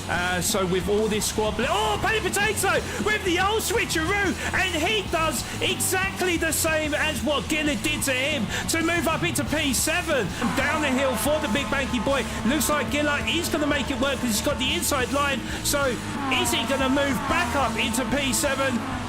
No, because Paddy Potato goes for the old switcheroo, and I think he's made it work there because around the outside, Paddy Potato back up into 7th position, and really not giving me a chance to show the replays because they are literally at it on a corner-to-corner basis here, Pargate. Back and forth, up and down, round and round. We don't know what direction this thing is going, but I'm here along for the ride. Paddy Potato and Gilla giving us one of the battles for the season here, honestly. We don't know how this is going to end. We will soon find out with this move from Gilla. Still battling, and Giller, oh, big set down the inside. Has he got too deep? Yes, he does, because he's into the wall. He's picked up front aero damage, and that is the end of that. Up in the top 5, it was Deacon and Kennels providing the fireworks. Is he going to send it down the inside? It's looking like he is. He's got the inside line. Can he time his braking to perfection? It's looking like it. Although Deaky tries the old switcheroo, but Kennels is going to defend, and Kennels will hold on to that P4, but Deaky still not giving up. Still on the back bumper of Kennels. Kennels may go super defensive. No, he doesn't, because Deaky will draw up alongside him, have the inside line, and he will retake 4th position away from Kennels, and Kennels is going to have to do it all over again if he is to take that 4th position, Parquet. Yes, he will, Flawed. In the final embers, it was Richard, Wolfie, and Viz fighting for the podium position. With the top 3 drivers as close as it has been the whole race, VSR Rich is still holding on to that race lead. The gap is 0.2 of a second now. They have just gone on to the final lap of the race. It's certainly going to be tight between the 2 drivers. 0.2 of a second between the 2 drivers. VSR Wolfie tried to go through a gap that was presented to him, but VSR Richard still in front of VSR Wolfie as we come around the final turn. Can VSR Richard hold off VSR Wolfie? I think that could be the case, because as we approach the checkered line, VSR Richard is going to win the race here at Lego Maggiore. It was a VSR podium lockout to end the day, with Deacon and Kennels rounding out the top 5. Back to us, Flawed. The SMA Slayer Energy Livery Competition is officially live. If you're part of the SMA community, this is your chance to show off your creativity on the track. You can submit up to 3 entries per car for rounds 5, 6 and 7, so make every design count. The winner takes home a full case of Slayer Energy, 48 cans of pure power, plus exclusive Slayer swag. The SMA community will vote to select the top 6 designs, and Slayer themselves will choose the ultimate winner to be announced live during the finale. So fire up those paint booths. It's time to slay the track.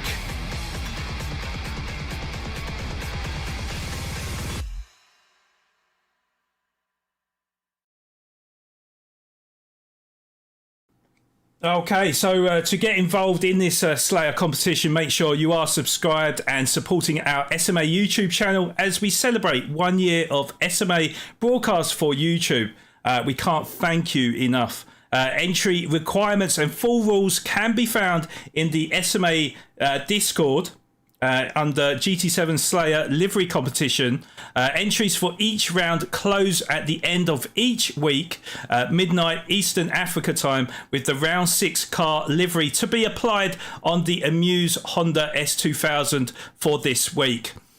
Okay, so I think the drivers have been more than patient waiting for us. So we're going to get the thoughts of our top 3 drivers, and I do believe our 3rd place finisher was Puma Nutcap. As I try and find you, Puma Nutcap. Where are you? There you are. So Puma Nightcap, you secured a brilliant third position today. Tell us how you're feeling after that absolute manic race. Yeah, with the setup and stuff I had, I'm happy with the results. Obviously, it was a bit of a chaotic race. In the second corner, I got a bit of a tap and almost completely spun out. So I lost 2 positions there, and then, yeah, overall, I managed to come back through that, and yeah, I'll take a 3rd place, I guess. Yeah, so tell us about your strategy, because it looked like everyone was starting on the soft tyres. I think it was only yourself and I think it was Bridgens that may have been starting on the medium tyres first. So tell us about your thoughts going on that tyre instead of the softs. So at the beginning of the race, you start with 50% fuel, and without any management, you can do about 3.7, 3.8 laps on softs in terms of fuel. So I wanted to do 4 laps on softs. So I knew I was going to have to manage if I started on softs. So I just decided to go on the mediums and then full up to go on the softs so I can do my 4 laps. Okay. Well, it definitely worked for you today. So, congratulations on that 3rd position. I'm going to hand you over to Parquet. I'm sure you've got many questions in your notebook right now. So fire away. Appreciate it, Flawed. Nutcap. Congratulations again, big P3. I first want to ask you about, the fueling strategy that you were employing throughout the race. Was there any short shifting going on your end? Yes, but it wasn't necessarily to fuel save. It's just where on my setup you have to change the optimal shift point. So it was around about the red block shifting. So it wasn't. I did short shift, but not for fuel saving purposes. Gotcha. That makes sense. And then I also wanted to know kind of about that mad dash. You had a pretty chaotic, I would say, second half of the race there from about, it was really chaotic from the start, but especially, lap 3 onwards, having to kind of fight your way back through the grid. What was, take me into this kind of the mindset of when something like that happens to you on lap 2, how do you, stay focused and stay locked in to still perform at the level needed for the day?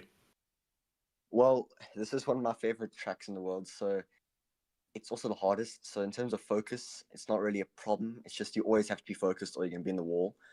So my mindset was more just try not to crash and try to get past, but also be patient at the same time. But it was really difficult getting past the TNR drivers because their setup had really good straight line speed. So on the main straight, I was losing like over a second a lap. I'm running stock setup, so I just through certain corners I could keep up, but on the straights I couldn't stand a chance. So overtaking was really quite difficult. And were there any places on the track that you were kind of identified as to yourself as these are your, most optimal overtaking positions, or were you just kind of, taking them as they came to you? So before the race, I had like 3 or 4 marked off, but then I didn't realize we were going to have such a straight line deficit. So I more had to just learn more overtaking zones. So to watch the replay, I did a few overtakes on the grass and whatever, it's the only way to get past to the infield. Yeah, I saw a couple of those. There was a couple of times where I could tell you were committed, even if you had a tire onto the grass. It seemed like you had everything under control, being the smooth operator you are. So again, congratulations. Flawed, you got anything else for Nutcap before we get him to his evening? Yes, well, really just obviously congratulations on that 3rd position. So, now you've, secured a podium today. I mean, does that give you the confidence for the rest of this season? Yes. I think it would have been quite a lot closer if I had maybe a similar or the same setup as TNR. I was really struggling there, but Panic Potato and Deacon had really, really solid pace. So I'm definitely around there, but I need to be around there every race, not just some races. Yeah, well, I mean, you can only do what you did today. We've got 3 races remaining after this one. So, yeah, best of luck for the rest of the season, Nutcap, and congratulations on a great performance today, and take heart from that, and look forward to seeing you in round 6. Thank you. Congrats to Panic and Deacon. Thank you, Nightcap. Okay, and to our second place finisher, good to see him back in the podiums, Panic Potato. I mean, tell us about your race. I mean, it was full of drama today. I mean, are you happy with that second position? I wouldn't say happy after starting on pole there, but I always knew that Deaky was going to give me a good run for my money in the race. So I can't say I'm upset with it either, but I did have 3 major incidents that cost me a lot of time. I got 1 half-second penalty, hit the wall on lap 3 just before I came into the box, and then 1.5 seconds worth of penalties while fighting Savvy. So not a great race. So P2 is a good result, all things considered. Can't complain at all.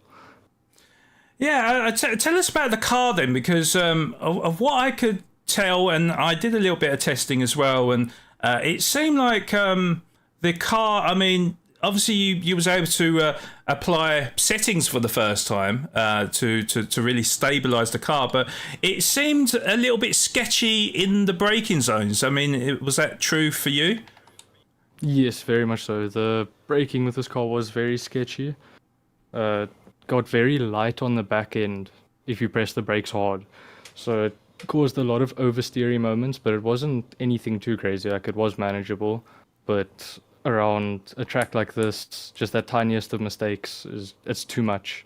You have to have such a clean race to do something here, and I mean that's exactly what Deaky did. I mean, was there anything you could do in terms of the car setup where you could make it a little bit more controllable? Was it more about kind of balancing all facets of the car, and that was kind of the best that you could do with the car setup? I mean, there obviously were things that I could have changed to make it a lot more stable, but then I'd be sacrificing pace, and that's not something I was willing to do. I wanted to take the more aggressive setup, and that's pretty much just that. I just wanted to extract the maximum out of it. Fair play. I mean, yeah, a few hairy moments, but, you know, I think you was able to sort of regather that composure, and yeah, second position is nothing to be scoffed at. So congratulations on that second position, Panic Potato. And yeah, Parquet, any questions at all? Yeah, absolutely. Again, Panic Potato, congratulations on a big P2. I wanted to take it back a little bit to qualifying. You put it on the pole. How are you feeling, you know, after qualifying today? Because you had a pretty sizable gap to the rest of the field coming out of that session. I was really happy after starting pole, obviously, especially seeing that pace gap. But I always knew it was going to be tricky going into turn 1 because the P2 has the inside line there, I believe it is. So it's really tricky to even keep pole, but it was just it was good for my mindset going into the race, knowing that I have the pace. So I think that just put me at ease for the first few corners there on lap 1, and that helped me just stay out there in front until that mistake, obviously. Yeah, absolutely. Then speaking of that mistake, I don't know if you want to talk about that or one of the other, you know, moments. I want to know about what was kind of the most challenging part of today's race for you out there on the track. I would say just keeping it within the white lines, honestly. It was so tricky with this car. As Flawed said, under braking, it was really sketchy. So just having to focus for the full 50 minutes, and then obviously including the 20 minutes of quali, it was really, really tough just to keep your car on the road and still getting half decent lap time. So pretty much just focus. Yeah, this is definitely a big test for all of y'all out there on the track today. You all passed with flying colors. Again, congratulations on a big P2 today. And looking forward to seeing what you give us next week. Well, thank you, man. Thank you to yourself and Flawed as well for what I'm assuming is going to be great commentary. You guys always do a fantastic job. Well, we try our best. The jury's still going to be out for today, but we'll see. I just wanted to add a quick note to that as well, Panic Potato. So obviously, you know, coming into this race, you would have seen how tight the driver standings were. So Deacon has definitely taken the upper hand today. But, you know, do you feel you're in a really good position where you can really push and try to go for the title?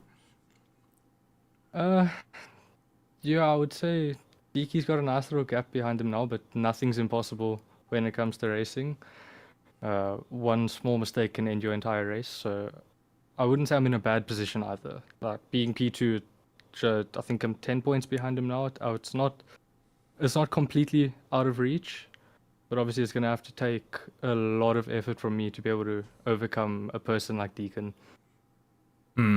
Yeah, I mean, he was formidable today, but you know, like I say, the Nürburgring, it is called the Green Hell for a reason, and you know, at the end of the day, you were still the second best driver out there. So you know, you gotta take pride in that, and you know, just hopefully for the rest of the season, you can really take the fight to whoever is in the sort of podium positions, and really. Try to grab that championship title. So good luck to you in the remaining 3 rounds, and yeah, look forward to seeing how you get on next week. Oh, thank you, man. Cheers, though. I hope you guys have a fantastic evening. Yep, you too, Paddy Potato. Thank you for joining us, and yeah, hopefully we'll see you in the interview room soon. Hopefully, fingers crossed. Cheers, mate. Take care. Bye. Okay, and then to our race victor, that was Deacon, back to form again with the race victory. The first driver this season to grab 2 race victories, which is absolutely insane going into round 5, or going into round 6, sorry. So Deacon, how are you feeling after that race victory? I'm feeling relieved. That's definitely one of them. Yeah, no, it's very, very stressful combination. Yeah, like you said, Green Owl, it's called the Green Owl for a reason, so yeah. Well, yes, for sure. I was going to ask, actually, so with the car setups, obviously a big thing for today, so was there like a team car setup, or you know, was you able to kind of tinker it to kind of your liking? I mean, what was the plan going into this race? Well, there were a few setups that was put out into the team chat, and I took one that Kobus Lautari that he made or came up with. So I chucked it on before the race, and it felt decent. I think it suited my driving style, and yeah, I didn't tinker with it at all. I just put it on, and I felt at one with the car. So yeah. Yeah, it certainly looked like it, and obviously towards the sort of the last couple of laps, really, was you quite surprised at how big the gap was between you and the rest of the drivers on the grid? Yeah, I mean, I would say, look, it's a 7.5 minute lap time, whatever it is. So there's a lot of corners where you can make up time on others. So that's why you'd probably tend to see the gap being a lot bigger than what it would be on other tracks. So surprised, maybe not, but like Dylan behind me made a couple mistakes, and that was probably what amounted to the gap. So that is why there was a 10-second or 12-second gap or whatever it was. But yeah, so that's I think the name of the game is just to keep it on the black stuff, and that was my main focus. It's just keep it on the black stuff, and if the guys behind you make a mistake, then that's, I guess, good for you. So yeah, and it paid off, and so yeah, I'm happy. Yeah, you should be very happy. I mean, it like I say, really good philosophy there, because you don't on a circuit like Nürburgring, you don't always have to be the fastest. You just got to be consistent, isn't it? I think that's the aim of the game, really. So So yeah, congratulations on that race victory. I'm going to hand you over to Parquet. Have you got any questions for our race winner? Absolutely, Flawed. The first thing, DK, I want to do is congratulate you. Congratulations on a big first place finish in P1. TNR Mami Khan got some allegations they're putting against you. I want to see what your reaction is to them. They're saying you didn't even practice for today's round. You got out here and did that with no practice, just jumping cold into the seat and burning rubber like that, my friend? What's going on? Yeah, I know that's definitely, well, they're not lying. So like I said, I just slapped the setup on and then I went. Yeah, I didn't do much practice. Again, not because I didn't want to. I don't know. I'm playing other games and whatnot. So, but I felt that I didn't need to practice as much because I mean I've driven the track probably 500,000 times already. So I know the track. Obviously, the car is different. So that was the main thing that I had to get used to.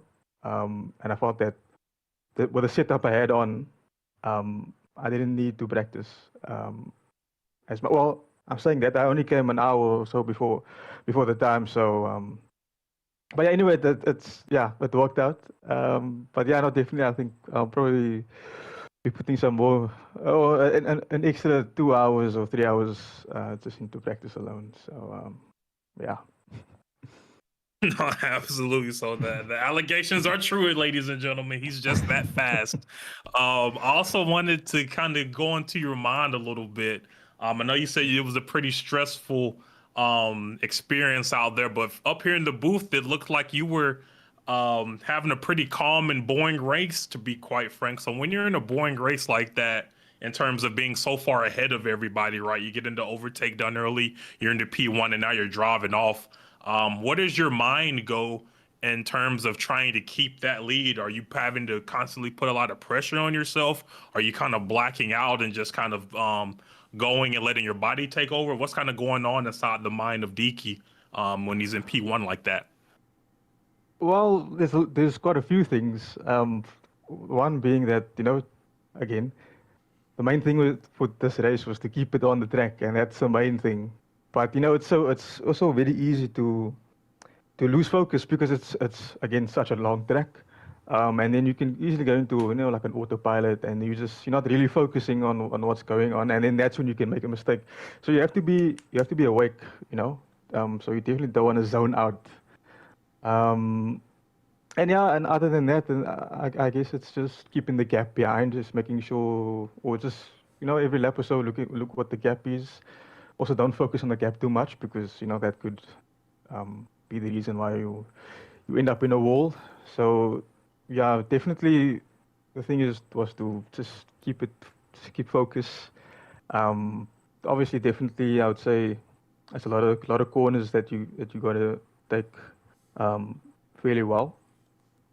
And in doing so, you can also put pressure on yourself because there was a couple of corners where I was coming up to, and I was a bit scared to go into the corner, so I wasn't like committed in a few of the corners. But having said that, I wasn't committed, or I wasn't pushing 100% during the whole race. I was maybe going 80, 85%, because if you go maybe over 90%, 95%, you end up in a wall most likely. So yeah, just keep the car on the track is the main thing.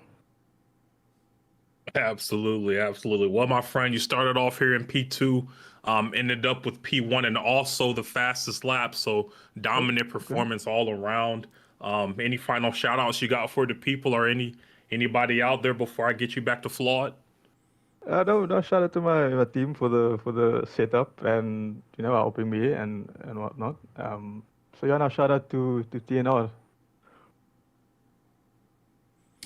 Okay. There it is. Flawed, back to you, my friend. Thank you, Parquet. Thank you. Yeah, just one final question, really. So, you was tied at the top with VSR Wolfie today, wasn't you? In the driver standings. Obviously, you've got that upper hand now. You managed to get the race victory, so it's put you in a a good position going into round 6. So, I mean, have you looked at the rest of the race calendar? Because we know you don't really practice, you don't really prepare. So, have you looked at the calendar and you thought, okay, you know, I feel confident now going into round 6 and the rest of the season, being now that you're sort of on your own at the top of the standings? Well, I haven't looked at the rest of the calendar, so I don't know what's coming up. But I would say I would go into the races having the same mindset, which is I know what I can do, and I think having that is really it gives me confidence, you know. But like you said, now I'm at the top alone now. So on the other hand, I could also put pressure on myself, and pressure maybe leads to some mistakes. But at the end of the day, I think I know what I'm capable of doing. Even if I put in some more hours, and I think I can take the title. I would hope so. But things can go wrong. But yeah, no, I'm confident to be on the top step. Well, I love the confidence, I have to say, and yeah, sometimes that's the best thing, to not to worry about what's ahead. You just take each race by itself and just hope that you can put in the best performance and grab them vital points for the championship. So I'm going to say, yeah, congratulations on the race victory. Great to see you back on that top step, and yeah, really look forward to seeing how you get on next week. For sure. Thanks, guys. Cheers. Cheers, Deacon. Take care. Okay, so that was the thoughts of our top 3 drivers, and yeah, some sort of mixed feelings, I think. But yeah, very fascinating round. Some people absolutely loved the green hell, and some people really thought it was hell, I think. So yeah, it was a great spectacle, as the SMA always is. But let's show you what is coming up in the next round. Okay, so next week we head to the other side of the globe, to Australia at the Aussie Hell of Mount Panorama, Bathurst. Track length is 6.2 kilometers, featuring 23 turns. They'll be running the Amuse Honda S2000, which kind of reminds me of the Fast and Furious movie, actually. I absolutely love this car. It's a front-engined rear-wheel drive car producing 616 brake horsepower at 8,000 RPM and weighing in at 1,120 kilos in this turbocharged machine. Now, Parquet, with that said, how do you feel about this combination for round 6? I think Robin knocked it out of the park with this one. These combinations just keep getting meaner and meaner and meaner as we move through the calendar. Next week, Bathurst, we're on that mountain, and what happens on the mountain stays on the mountain. So you're gonna have to tune in next week to see what happens up there. But I'm sure this Amuse Honda is going to have a fun time going up and down Mount Panorama. I'll be looking forward to it. Yeah, for sure. We will be looking forward to that because, yeah, it's a very unusual combo. And Bathurst, as I say, it's, the Australia's version of, I guess, the Green Hell, but much drier. And, yeah, it's it can be very, very tricky. And it's going to be interesting to see how they perform in this particular car. Now, the SMA, of course, is brought to you by simulatorcave.com, as well as TGSC Cape Town Golf Academy, Postnet Midstream, Right Recruitment, DC Designs, Coach Dave Academy, and finally Slayer. Now, please do subscribe to our socials at Sim Motorsport Association on all our platforms, whether that is Facebook, Instagram, our awesome community and growing community of Discord. We're just shy of 300 people, actually. So please do join our Discord. The link is in our YouTube homepage for that one. And please do subscribe to our new channel on TikTok. We know that TikTok is definitely a growing platform where you get to see all the fantastic shorts, and we've got plenty of racing action shorts that will be on TikTok very shortly. So do check out our TikTok channel.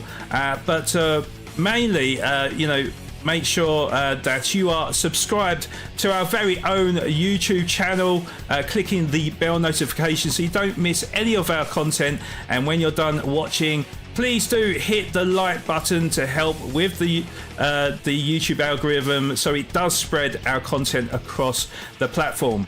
And also, if you would like to get involved in future championships as a driver in 2026, please contact Robin Williams, our SMA GT7 promoter, for further details. The email links will be in the description below and on our YouTube homepage. Now, a big thank you, as always, goes to our SMA Productions and the SMA admin team for their tireless efforts, as well as our amazing moderators. That is CJ, Double DP, Sean, Dana and Robin for their interactivity and welcoming in our new viewers into the YouTube chat. SMA is in association with Motorsport South Africa, the only organisation licensed and fully backed by the FIA of all competitive motorsport inside of South Africa.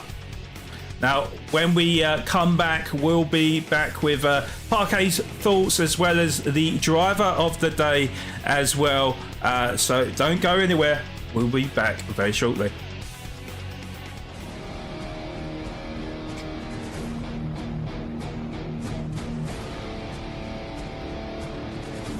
SMA is brought to you by TGSC Cape Town Golf Academy, Wright Recruitment, DC Designs, and Coach Dave Academy, our official sponsors of SMA Season 2. Okay, so I have to say a huge thank you to you, Parquet, for joining me today. You have been absolutely awesome company for the past 2 weeks. I need to ask you, what have you taken from your time in the commentary booth, spectating our spectacular drivers we have here in the SMA, and who is your driver of the day today? So, Flawed, the thing I have taken from the commentary booth over these last 2 weeks has honestly been my time with you, my friend. Your professionalism, what you bring to these streams is just second to none. We need to get you, commentating Monaco or something in one of the big boy broadcasts one day because you're a star, my friend. So I've just been really trying to learn from you in the background, man, and absorb all I can. I thank you for the invite. And yeah, man, I've just had a blast, man. I've been buzzing over these last 2 weeks and been really, happy and blessed to be getting to share the booth with you. In terms of my driver of the day, I think I'm gonna go Deaky here. I love dominant performances, and Deaky put one of those on today. He took over P1 early on in the race and really never looked back. I love that kind of stuff, especially in racing. So I'm going DQ for my driver of the day today. Okay, I mean, that's a good shout, to be honest. And Parquet, thank you so much for the kind compliments as well. I mean, that is the goal. Maybe one day, professionally we can do some commentary, and I'll be sure to join you alongside me as well, because I have to say, Parquet, you've been amazing in the last couple of weeks and really taken to it, because I did warn you that there is so much racing action in SMA that they really keep you on your toes. You really have to stay on point really with everything, because things do change in an instant. Yes, just a little bit sad for me that I'll be waving you goodbye for SMA Season 2, but we hope to have you for 2026, a massive year for SMA, and I will need my best commentators around me, so I hope to see you in 2026 and beyond. Absolutely, pencil me in, lock me in, sign, seal, and deliver it. I'm there, my friend. Let me know when and where. I will do indeed, yeah, for sure. And of course, like, we're not completely waving goodbye to you, because of course you are a big part of the SMA production team as well, that provides all the great content we have on YouTube, as well as all the recaps and all the Parquet's picks. I mean, you kind of made that your own, to be honest, Parquet, so you're definitely not going anywhere, but Parquet, I would like to shout you out though, because the man behind the genius, Parquet, is a YouTube streamer as well, and creates videos, of course. So Parquet, tell us about your channel, and just a quick reminder of what kind of content we can expect from you in the near future. Yeah, absolutely. Content for me is going to be all over the place, folks. I just recently let out a TV show pilot. I may put out a music video one day. I got a bunch of crazy stuff cooking up in my mind. So YouTube is really the place I get to explore and play around with all of that. So if you like crazy stuff, if you like to party, come on over to the channel, and we can get down. Yeah, I mean, I'll definitely 100% agree with Parquet. I mean, when he says crazy, it's really crazy. And he's a very, very talented guy, and he really does deserve the love and support. So please do definitely go and subscribe to his channel, and go and check out his amazing content. It'd be hugely, hugely appreciated. Parquet, just like I say again, thank you so much for your time, and I hope to see you soon, and we'll definitely chat soon as well. Absolutely. Okay, and yes, before we do go as well, guys, so do have to give a big shout out to everyone in production. Well, it's two people. Parquet, who is by my side, as mentioned, he does do a lot of our SMA YouTube content, as well as his own. Absolute fantastic videos, and will continue to do so throughout season 2. But also do check out Lucky Mistake on Twitch, because she is responsible for all the graphics and everything that you can see in front of you. So please definitely go and hit that follow button for her as well. It will be hugely appreciated.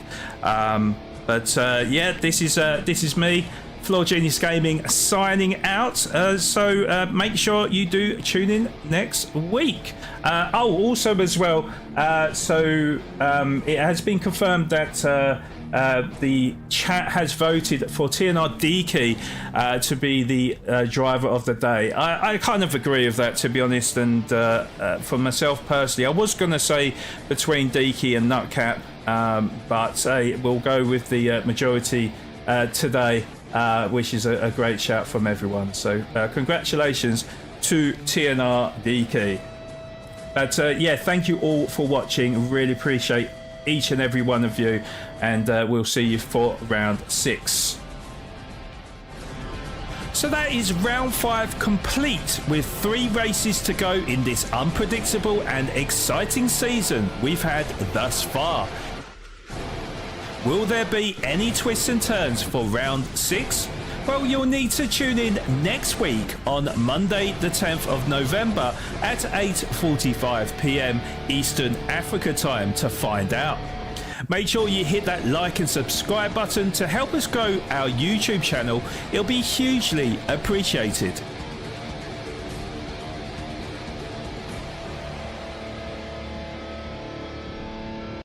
I've been your main host, Flawed Genius Gaming, signing out for another week. So thank you for watching, stay safe out there, and we'll see you next week. Bye bye for now.